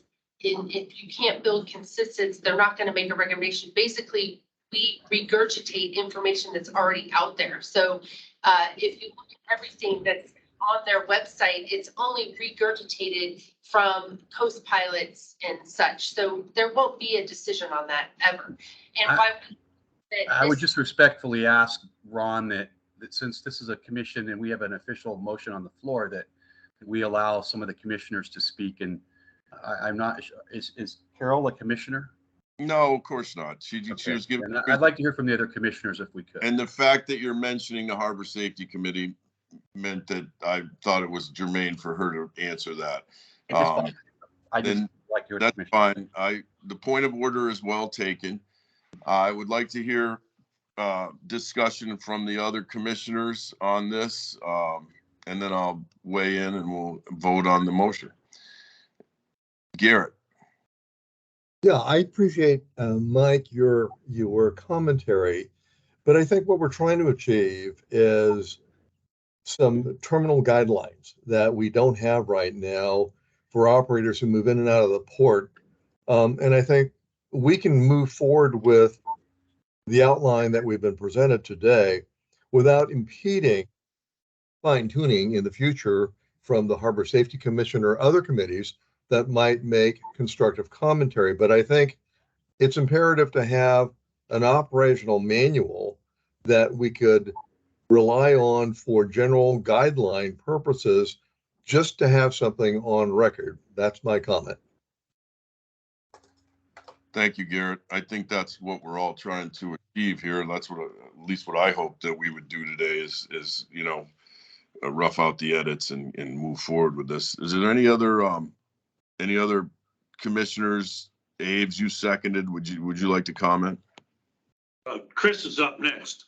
I can't see your hands. The picture of you guys is tiny. I'm sorry, Chris. Okay, well, I just voice my, like disdain for what's happening here today. Not having a commissioner here in the room to call on people to organize this stuff. A chair is like, this is hard. Just been. It's gonna happen. Like, I understand that, but like. I'd rather not be in Valdez either, Chris. Could I just ask that we take the slide down and see the room again? Take the slide down so we don't need to, if we could do that. That way we'd see everybody's faces and see the people in the room. I'm sorry to interrupt, Chris. We're on the left, sir. Oh, we're right there. stop, sir. Go ahead, Chris, while you're waiting. This has just been a disaster, but I think to the motion that's on the floor, we have plenty of professional opinions on this commission already to make arguments back and forth, right? We don't need anybody else to come in to tell us. We clearly have opposing views on it, right? So we let the opposing views make the argument here, and we're just putting together a manual that's not law, right? Like I want to mitigate any future liability that we have for a grounding that they're like, well, you said you had 3 feet, you know, well, you know, that spills your problem, right? Like that's all I want out of this, but I think we have enough professional opinion in the room, not myself, because I don't have any, right? But I think that 2 people could make an argument back and forth and I can make an informed decision without inviting anybody else in here. That's it. Thank you, Chris. I appreciate that. Kevin? No? Aves? Yes, I'd just like to circle back here to the question of enforceability. In Carol's presentation, she mentioned that it was not enforceable because it's simply a recommendation. Paul's presentation, he indicated that if it's written even as a recommendation, it becomes enforceable by somebody. So I guess I would ask, if it's going to be enforceable, then who's going to do it? Is that part of our responsibility? Do we have any, again, the shift in liability is of interest to me. And I've done a little bit of reading over the last few days when we learned that this was going to be on the agenda. And I find differences of opinion. I find some that say that in some ports in the world, UKC is less than 12 inches. In others, it's 4 feet. In others, say it's not good to set a hard number. And so there are a lot of differing opinions on this, and it certainly isn't settled law, so to speak. So I appreciate any information that can be provided. And I think I would like to at least take a shot at the committee, ask them if they'll do it. If they won't do it, then we can deal with it at our next meeting and go. Ron, this is Paul. Can I answer Abe's on that question? Just clarify. Well, it's discussion, Paul, so as long, yes, absolutely. It's a great question. You know, enforcement, and I don't want to be mislead anyone on this. The Coast Guard, as far as the federal side, if you ground, that's their line, right? So if you stay afloat, there's no problem. If you ground, they will take something like a written policy and a best practice that the port puts out in writing as a mitigating factor in their determination of how grievous this was. So it is by enforcement, that is taken into consideration in the Coast Guard's investigation. They're not, if you're 2.5, they're not investigating you. In other words, if you violate 3 foot, at the point you've grounded, they will look at the whole thing and say, what should this mariner have known? And, you know, what out there is in existence. They look at coast pilots and various things. So that's when I said enforcement. It will come into play that way. If there's not an enforcement for a 2 foot violation, the Coast Guard's not doing that. Thank you for that answer. Okay. There's no enforcement for anything except the grounding. You can say that it will be brought into court because it was, you know, recommended. And so they will say, you were recommended to have 3 feet under keel. How did you end up with 0 feet under keel? That's how that will go. There was no enforcement for it. But Abe's, to give you some background, I have been a tanker master. I have taken tankers up the Mississippi River into every port on the West Coast, all the ports in the Gulf of Mexico. In the Mississippi River, they load you to 40 feet. And you know how much water they have? 40 feet. Now that's dynamic underkeel clearance because you're underway driving and the bow sinks down. But they want your bow in the mud because it's mud, and that puts your pivot point all the way forward. And you get that much more lever out of your rudder, and propulsion force is that much more productive when you're going up that tight river and making those turns. In San Francisco, there's a gravel and rock bottom. They require 3 feet. The Port of Anchorage is on the east side of Cook Inlet. If you look at the note on the charts for Middle Cook Inlet, Southern Cook Inlet, it specifically states that boulders are known to roll up and down the east side of Cook Inlet. The Glacier Bay was a tanker that grounded here in 1988. They just chose a spot to anchor while they're waiting for the KPL dock off the Kenai River. There was no rocks indicated on the chart. When the tide went out, they ended up grounding on a boulder and punching a hole in the ship. And they had significant oil spillage, and both the captain and the pilot lost their license because of the note on that chart. So yes, the port is dredged, you know, annually in the summer. And it's also surveyed all winter so that the users know what the soundings are. And Paul made reference to this earlier. How's the captain going to know? We get those soundings every week from the Army Corps of Engineers.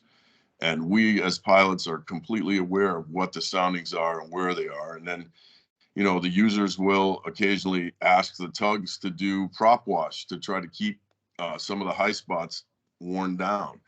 But to say that it's only gravel and silt, I don't think is absolutely true. We don't know what's going to roll under that dock with 5 knots of current and ice.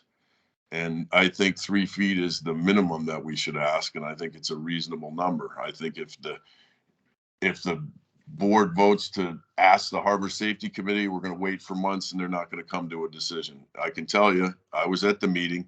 They couldn't come to a decision because there's one user that refuses to agree to the 3 feet.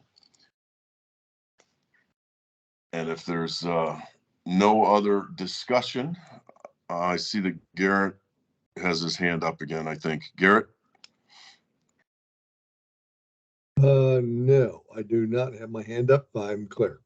Okay, well, it was highlighted, so I'm trying to do this from Ron, hearing. Anybody else have any more discussion before we call the vote?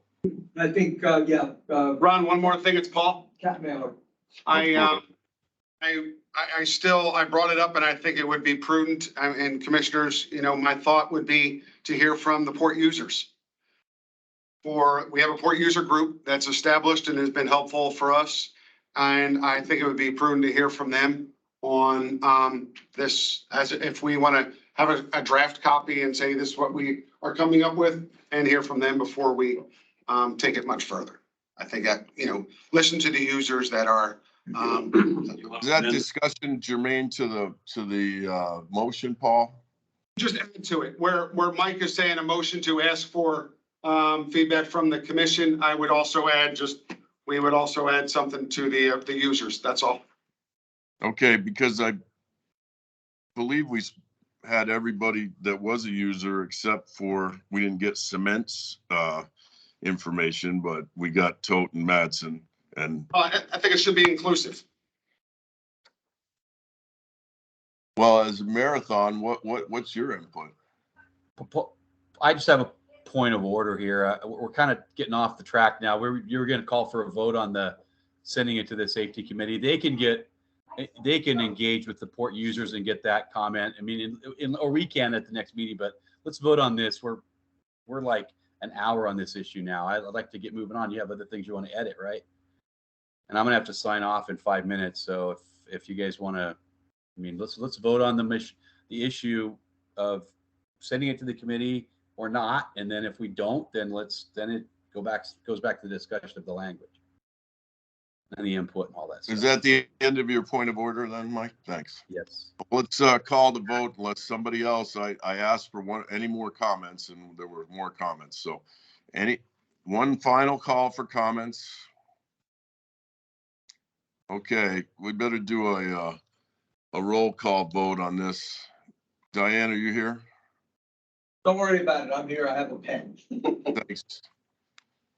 I'm not taking names. I'm just taking yays and nays. All right, Garrett, Garrett votes no. okay, Aves, Yes. Kevin Mackey, not here. Chris Mankulik, I just, we're voting on whether or not to include Whether or not the harbor safety. to reach out to the harbor safety And ask committee them to for give us a comment. recommendation. No. Peggy Rotan,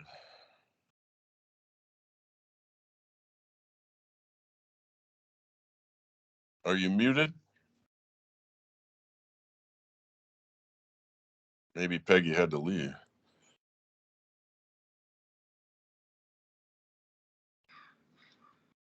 Mike Robbins, Yes. Scott Seltzer, Nay. Paul Mailer,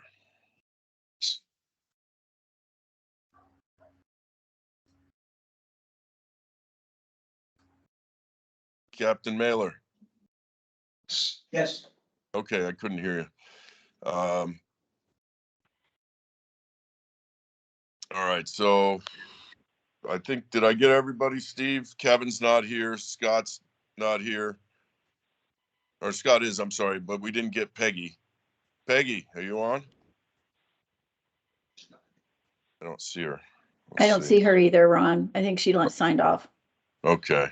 Do we have a quorum? Yes. Still? Yeah, we just have a quorum. That leaves Yeah. me, my vote is no.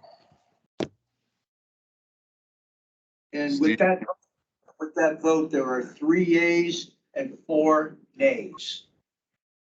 Okay, well, let's move on. Yay. Right? So with that, does anybody have an issue with adding UKC to the definition table? Do you want me to share your version, Ron? Yeah, please do, Please. Cheryl. Yes.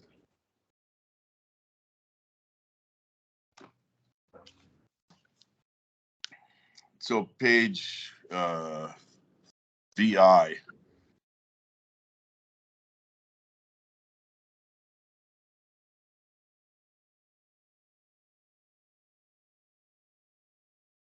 All right, so if you scroll to the next page, for some reason it put it on the next page, but oh no, it's right there. I fixed it for you. Mhm. Thank you, Cheryl. I just sent it to you to begin with. All right, so hearing no issues with that, I believe that underkill clearance is going to be something everyone understands that's looking at this, and if they don't, they can look it up. No, I'll never forget it. If we go down to 1.6, weather and ice conditions, Paul had added. Can you hear me now? Yeah. Paul had Okay, added I voted. wind parameters for operation. Oh, for some reason, there it is. So I added. Hear me now? Afterwards. Paul, you're looking at, you say example 30, 35, and 45. Are you meaning knots, 30 knots wind? We do, sustained. Okay, well, I feel like that's something that occurs very rarely in the Port of Anchorage, and it's really up to the vessel master and pilot because we have 4 tugs available to us in Anchorage. So I feel like there's a very rare occasion where it's going to be a situation you can't get to the dock, but that's just me, and I'm certainly willing to listen. Every foreign vessel that comes, we're talking foreign vessels, and they're always going to ask in their pre-transfer conference, what are your wind parameters? And this is pretty much a standard. It's what we use at KPL. It's what I use for Marathon as the port captain here at POL. 30, 35, 45, 30 stop cargo, 35, we shut down, and ultimately 35 disconnect, 45 sail.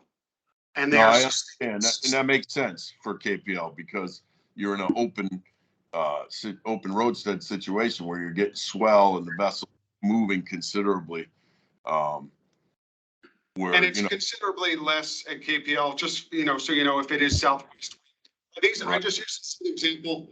And again, if we're filling out this manual, and that's a number that, we're talking numbers. This is, instead of saying, watch your wind, what is the wind that is, and that's just an example. It could be less, something we could look into, but I put that out as, that's what I use as the port captain for Marathon, and sustained knots as the standard. But let me ask this, do we have more on wind and ice in the tariff than what you put here? We do have some more on wind specifically, Yeah, specifically so to I the do PC. remember we crossed this bridge Yep. with the tariff, so we can pull more verbatim Perfect. out of section 1 and put it in here for everybody's review. Will that satisfy? Yeah, I just felt it was an option, we give them a little bit more detail than, All right, but I don't think we want to put in specific wind parameters because I can't think of in 30 years a situation where wind was an issue. It doesn't blow in Anchorage like it blows in the Kiski. So if there was an issue, I mean, we could certainly put more data about what can be expected. But I think what you're going to see is the wind exceeds 30 knots 5% of the time. I think that would be reasonable to say. But let's wait and see what Paul comes up with for that. Does anybody else have any input on that? Okay. So then under 1.7, Paul has correctly added that 35 feet mean low or low water authorized depth at the dock face is not guaranteed. Now, I think we say that in the next section, seasonal shoaling and sedimentation are likely. So the authorized depth at the dock face is the authorized depth, but then it's clarified in the next section that it's not guaranteed. Do we want to say not guaranteed?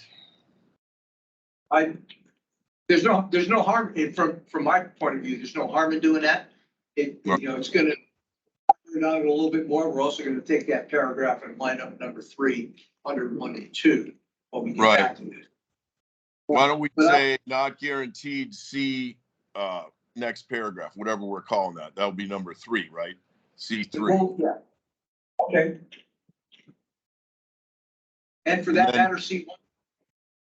And then number 4 is Paul has asked, should you mention UKC? And I would like to, entertain a motion that number 4 is the Port of Alaska recommends all vessels maintain a minimum UKC of 3 feet while alongside its facilities. It's a recommendation alone. And if somebody wanted to add a friendly edit that included the wording that they use in Puget Sound, that the vessel, you know, as required by federal law, all vessels must remain afloat at all times. We could add that at the end. Or at the beginning. Garrett, Yeah, I would still move that we add the UKC of 3 feet and the boat, and also the language about the vessel must be afloat. Which seconds? a second. Is that you, Chris? All right, so you've got a motion and a second. Okay. You wanted to vote, and I believe Commissioner Rotan found her way back in.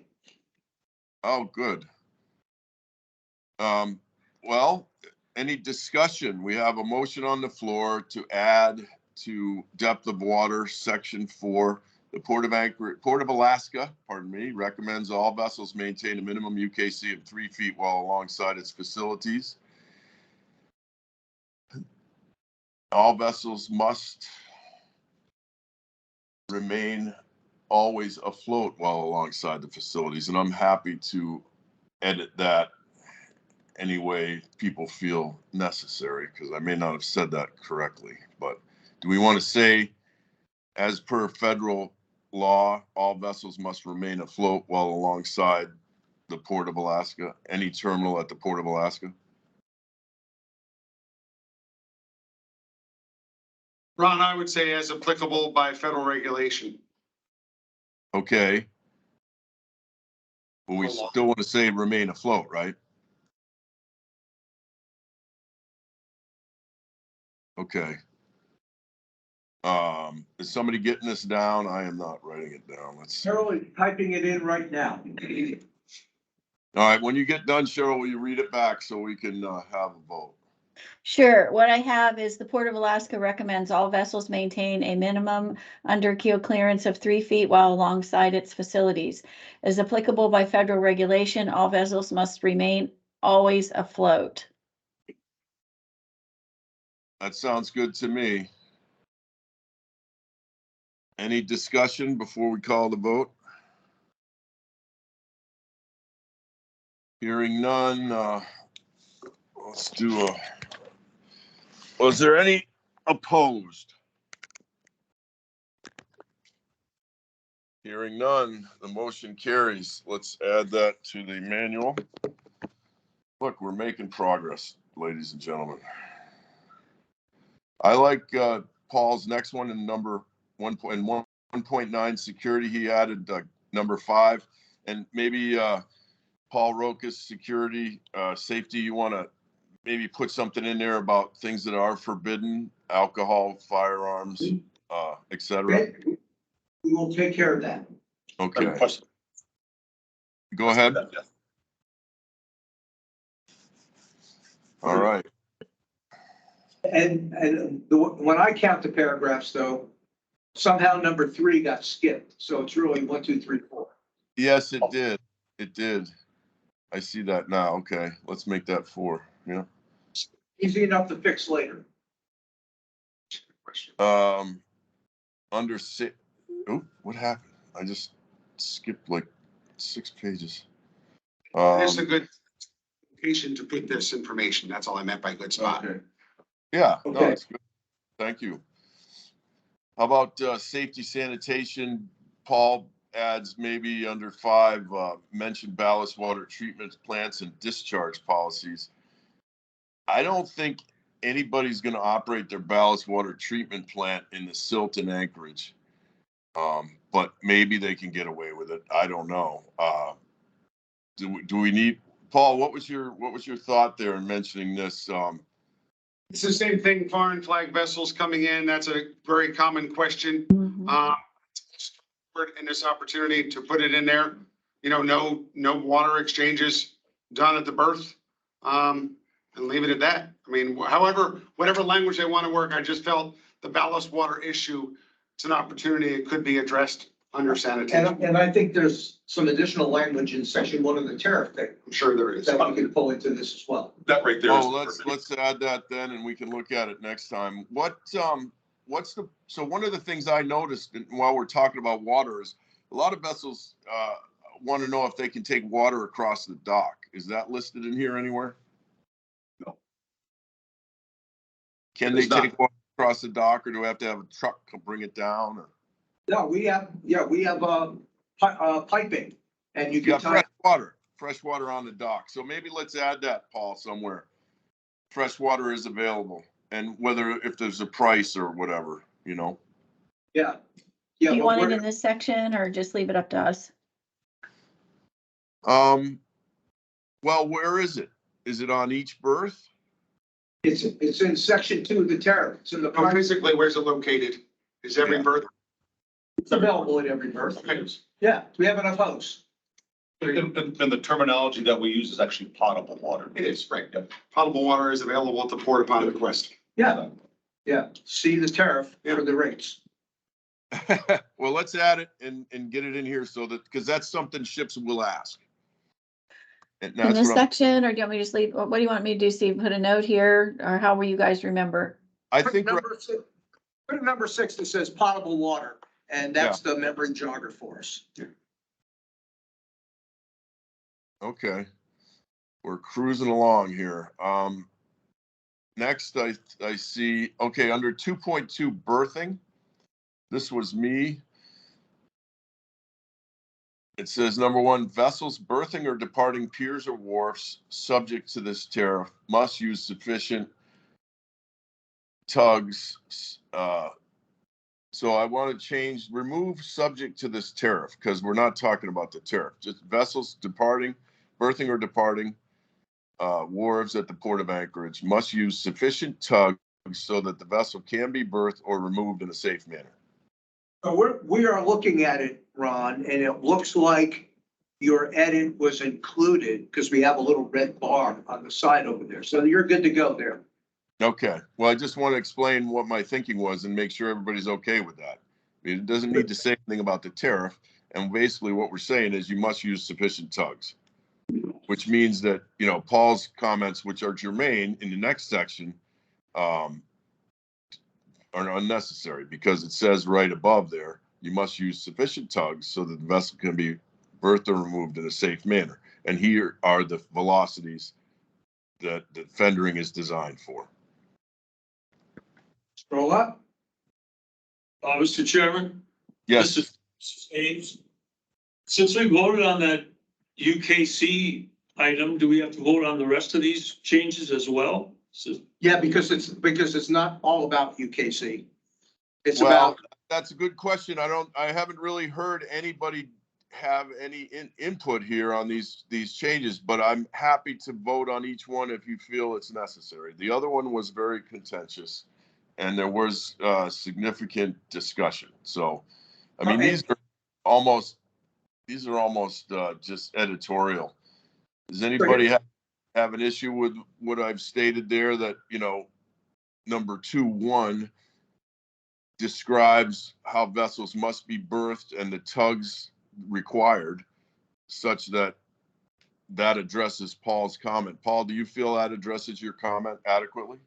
yes, since we've left the door open for the port to go back and put more data in on other parts of this, why don't we just come to consensus on these changes as we roll through this? And we can vote on it later. Yeah. Final edits and then bring it back to you all. Okay. Because a lot of it's editorial. Yeah, me too. That sounds good. Like number 2.4, I think this is just Paul's not really used to the terminology, but there's no such thing as a single bit bollard. Bits are on the ship, bollards are on the dock. So you have a single bollard or a double bollard. Now that's This Paul, not wrong Paul, different Paul. Yeah, different Paul. Different Paul. Paul Rokas, the safety guy who did this work. 36-inch cleat. has an allowable line load of 30,000 pounds. I'm okay with leaving pounds, but ships work in tons. If you do the math, 30,000 pounds divided by 2240, which is one long ton, is 2,240 pounds. That gives you 13 long tons. Nobody puts lines on those cleats because they just don't have the juice, right? But the bollards, on the other hand, it says the allowable line load is 50,000 pounds. That equates to 22 tons, 22 long tons. I'm going to say that the average tanker that comes in there is going to put on a flood tide, maybe even 30 tons on one of those. So I'm interested to hear where this number came from. And maybe the engineer, maybe Brian knows, but I think we need to clarify that because Paul, if will bear me out, I believe most of those tankers, the MRs, are set to those winches have a brake set to release at 30 tons or maybe 34 tons. 31, yes, Ron, you're right. And you're absolutely right. That did jump in me also. Okay. So let's confirm that somehow. Maybe Brian can get us some information. I don't know where Paul came up with those numbers. Those numbers came out of section 1 of the tariff. That's where they've always been. But if you're charging us to go back and relook at that, make sure we get it right, if we have it right, we will certainly do that. I'd ask Cheryl to just put a note there. Confirm these loads. Well, so here's the thing. It's called the safe working load. And what that means is there's a safety factor involved, and it's usually 5. So, 22 tons might be the safe working load, but it probably can withstand 5 times that. And I can tell you that when we dip lines and we have totes lines on a bollard that Madsen then puts their lines on, or a tanker at POL 1 and somebody at Terminal 2, there's going to be more than that on them. So it'd be beneficial to know just what it is that their safe working load is. Anyway. It just so happens that the guy who helped us write this section of the tariff is on the staff now. Oh, good. Okay. I think we're moving along pretty well here. The next thing is under the petroleum terminals. Let's see.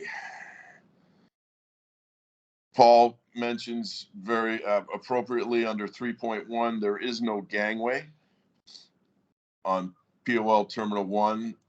But why don't we say that personnel transfer is accomplished via man lift basket and terminal cranes, which are tested annually. They are, I believe, Steve, right? Yes, they are. I think it's more often, quite frankly, but okay, we'll put that in there. Does that sound good, Paul? Again, it's one of those questions that get asked before guys are lowering their people. Are they certified? Are they inspected? And who has the paperwork? I always watch Paul come up in it first before I get off. The weight test. Yeah. Okay, so MAWP for hoses. What is that, Paul? The just certificates, another one of those that are available for the hoses there. What's their maximal allowable working pressure for the hoses that the port is supplying? We should put that MAWP in the abbreviations if it's not there already. Yeah, let's do that because the hoses would normally be stenciled. It would be, but in planning, as the captains are looking at the terminal manual. Give them the information ahead of time, sure. And then dock communications is a good one. I assume that they provide the vessel with the radio. We don't. Hose Watch does. Hose Watch does, yes. We do have intrinsically safe communication out there. So we can just say, sure. Yeah, absolutely. Yeah. Great. Hose Watch company. Yep. All right. So under POL 2, Paul has. I'm gonna let you take this, Paul, because I'm not aware of what's going on there with the lines. Steve, this was just I saw that and I don't remember that being. I just said to check that. Well, there's 5 lines on. Right. Right, so you have one distillate, one aromatic, one and one, so you have 4 listed, so we're missing, Yeah, we're missing 2. right, so I just, We're missing 1. without calling everything out, I just said, check that math and, because that's not. we're No, that missing- math is wrong. Right, Exactly. we're missing something, so that's all that. Yeah, good job. Okay. Safety valve. Oh, once again, on the cranes, I think it should say in both instances that pedestal type crane is certified to lift a certain amount of weight and is tested, whatever the frequency, and it should say the same in both PO1 and POL2 that Correct. carry personnel on and off. Yeah. And the same things for POL2 as PO1 on the hoses and the communications. Excellent. Okay. Thank you. Exactly. All right. We And are- OSHA. And basket. Yeah, all of that. Yeah, say all of that, all of that. I know the man basket is a little bit different for the PCT than it is for the others. Right? But the premise is the same. But yeah, we'll just put all the Concept. same information for each one. Gotcha. Good. Okay, let's go down to birthing information for the PCT. Since underkeel clearance was listed in here, I added that to number 5 because it talks about arrival draft related to the actual water depth and the You're recommend. way ahead of where the screen is, Ron. Sorry, What number? What number are you? Here, okay. 8.4 PCT birthing. Okay, got it. Yep. So under number 5, it lists the actual water depth related to the arrival draft. So I added and the recommended 3 feet under keel clearance. And remove legally required, because the only thing that's legally required is remaining afloat, which we say earlier. We okay with leaving that the way it is then? Okay. And do we even need that since we already say it previously? I'm okay. I'm okay with leaving it. I don't care, but I'm interested to hear what everybody else has to say. Well, it's, why Couple extra words. why discriminate? Because we don't say it for the other. Second time doesn't. Can't say So it what- enough. Yeah, there you go. Okay, so Same thing with number 8. number 8, vessels berthing or departing piers or wharfs must use sufficient tug so that the vessel can be berthed or removed in a safe manner. Again, I'm not opposed to saying it again because it's a completely separate section now. But yeah, I'm fine with that. Then the same with number 3.5. It's covered in number 8 above, that tug assist. Hi. Oh, yeah. So then we can erase that comment. All right, now under 3.7, max draft. Somebody has put in here 47. Was that you, Paul? Or who No, put 7 feet maximum draft? That's what was in there, and I wrote misleading. Yeah, I don't see, I think we can remove maximum draft altogether because we've addressed this. Fair enough.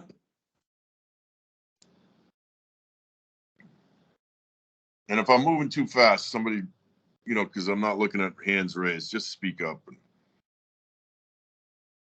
That was all I had. How about you, Paul? That was it. Keep That was it scrolling. for- Till we hit bottom, so to speak. So to speak. Oh my God. We don't say bottom. Yeah. Sue me. No, Oh, didn't mean that either. just kidding. Yeah. Well, if there's nothing else on this, I feel like we've drug this out long enough and if we could just work up the edits, and I will send you, there's some grammatical stuff that I didn't want to get into today, but I will send that to you, Cheryl. Okay, And then we put it before the committee for the next meeting. We will be- Commission. Yeah, we'll be ready, in advance of the next one to give you guys time to do one more review. Okay. Is there anything else on this before I move to the correspondence? Hearing none, do we have any inbound correspondence received by the commission? That has come to us at the port for you. Okay, well, because we were having so much of it previously, I still think it's a germane item to keep on there. That's fine. New business, any new business? We don't have anything listed. There is no new business for the body. Did anybody sign up for public comment? I'll open the floor, but You will? Didn't inform me that anybody signed up.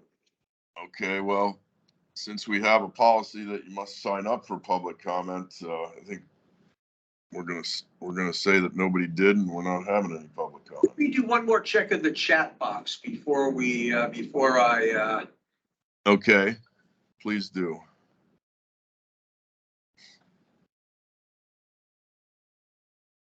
I don't see anything here that is from anyone saying they have comments to make. Thank you, Steve. Would you say that's your closing comment? I only have one other. Okay. I just want to go back and briefly readdress the, that annual tonnage number that Cheryl shared, 5.1 million tons is the high water mark ever for this port. And I just want to make sure that we, as the port staff, acknowledge the fact we had nothing to do with that beyond keeping the place safe and usable and functional for the users who bring in all that tonnage. So, we appreciate the fact that in spite of all the differences we oftentimes have, there's still this desire to come here. And we'll continue to keep the place as safe to use as we possibly can and support you in every way we can to keep the lights on, keep the plumbing working, keep the streets safe to drive, and do everything that we as the landlord do to support commerce here at the port. So we thank you for making that number the biggest we've ever seen. Don't diminish your importance in that. Yeah. Like, we can't consume it, we can't unload it, they can't bring it in without it being here. So like, it's huge. Team effort. And that's my last comment, Mr. Chair. Thank you. And I can't echo that comment enough. I mean, if you look at that graph, that spreadsheet, we're just trending up, and it isn't just petroleum, although that's a good part of it, but we have considerable increases in containers over the years. It's encouraging, and I think we're on the right track here. With that, I would like to open it up to commissioner comments. Mr. Vice Chair Garrett, do you have any comments?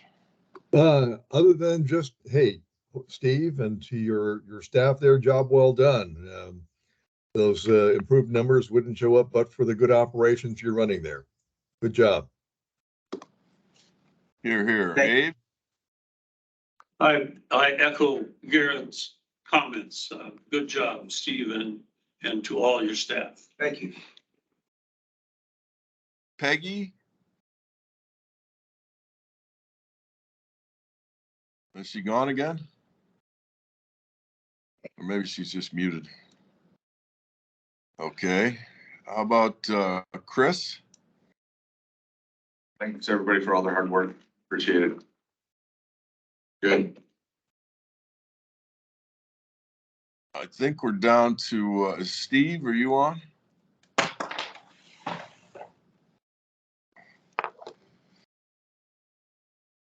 Okay. So Mike is gone and Kevin wasn't here. So Paul.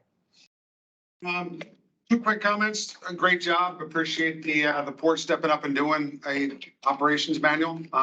Something that didn't exist to put it together so quickly. Good for you.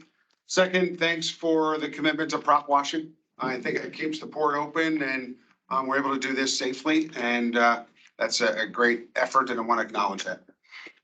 Just, we have to budget for that every year. And and it's been several years in a row now that we've done it, but we've also got the assembly train for the widening. And of course, we are all very anxiously awaiting the removal of the bottom part of the north extension, because the over-under says when that goes away, this issue of infill is gonna go away too. We're hoping. Yeah, we'll watch it, we'll do the science for the first year or so, but I remember before it was there, that this was a non-issue. So we anxiously await it becoming a non-issue again. Good. But we're committed to it until I that happens. appreciate it. Yep. I look sorry. forward to a new dock that scours, you know, and I appreciate all your efforts on the design committee. I'm looking forward to the design committee information. I think all the commissioners are interested in seeing that. Really excited to see this move forward. Thank you, everybody on the port staff, for your work and information, especially on the manual. I know it's not easy to pull something like that together if you're unfamiliar, and surprised at how little editing we had to do. Great job. With that, I would like to open up the discussion to the next meeting schedule, which are we looking at? We're looking at April. April? You want to wait till April? We can do that. Let me just remind everybody that we moved into the first Wednesday in February because there was a plan for me to not be here third Wednesday in February, which is done by events, but that's a story for another day. So it would have been February 15th, plus or minus a day, which would make April the next every other month meeting time. But if you guys want to do March, we can certainly support March. Well, here's my thought, Steve. I'd like to do it before the ribbon cutting on the PCT, in case where there's any planning or anything, you know, around that. What do you think? We can, if the commissioners are available, middle of March, we can certainly support you. I don't know. Maybe we just go the first part of April. That makes sense. Does anybody have any conflicts? April 5. Well, that's Passover, but I'm okay with that. I think that's a Sunday. I don't know why it says it on my, no, Palm Sunday's a Sunday. It says Wednesday's Passover. I don't know. It doesn't matter to me. April. Yeah. April. April 5 works for me, as far as I know. Same here, works for Garrett. Works for me, Aves, works for Paul. Okay, well then, I mean, I think we have a pretty good chance of being before the PCT comes online. And it'd be nice to have this terminal manual approved and printed up before the first ship goes to the PCT. We can always delay doing it until you guys approve this manual. Oh, well, pardon me. All right, April 5th. I'm just gonna sell at City Hall, but I'll give that a go. April 5th, 23. Okay, with that said, thank you, everyone, and I'd entertain a motion to adjourn. Garrett made motion to adjourn by Garrett. Second by Aves, and Aves will smash the gavel for you, Mr. Chairman. Thank you. Any opposed? Hearing none, we are adjourned. Thank you, everyone. It's a little harder than normal. See you later. Bye-bye. And I am stopping the recording now. Oh, you got my gavel tap.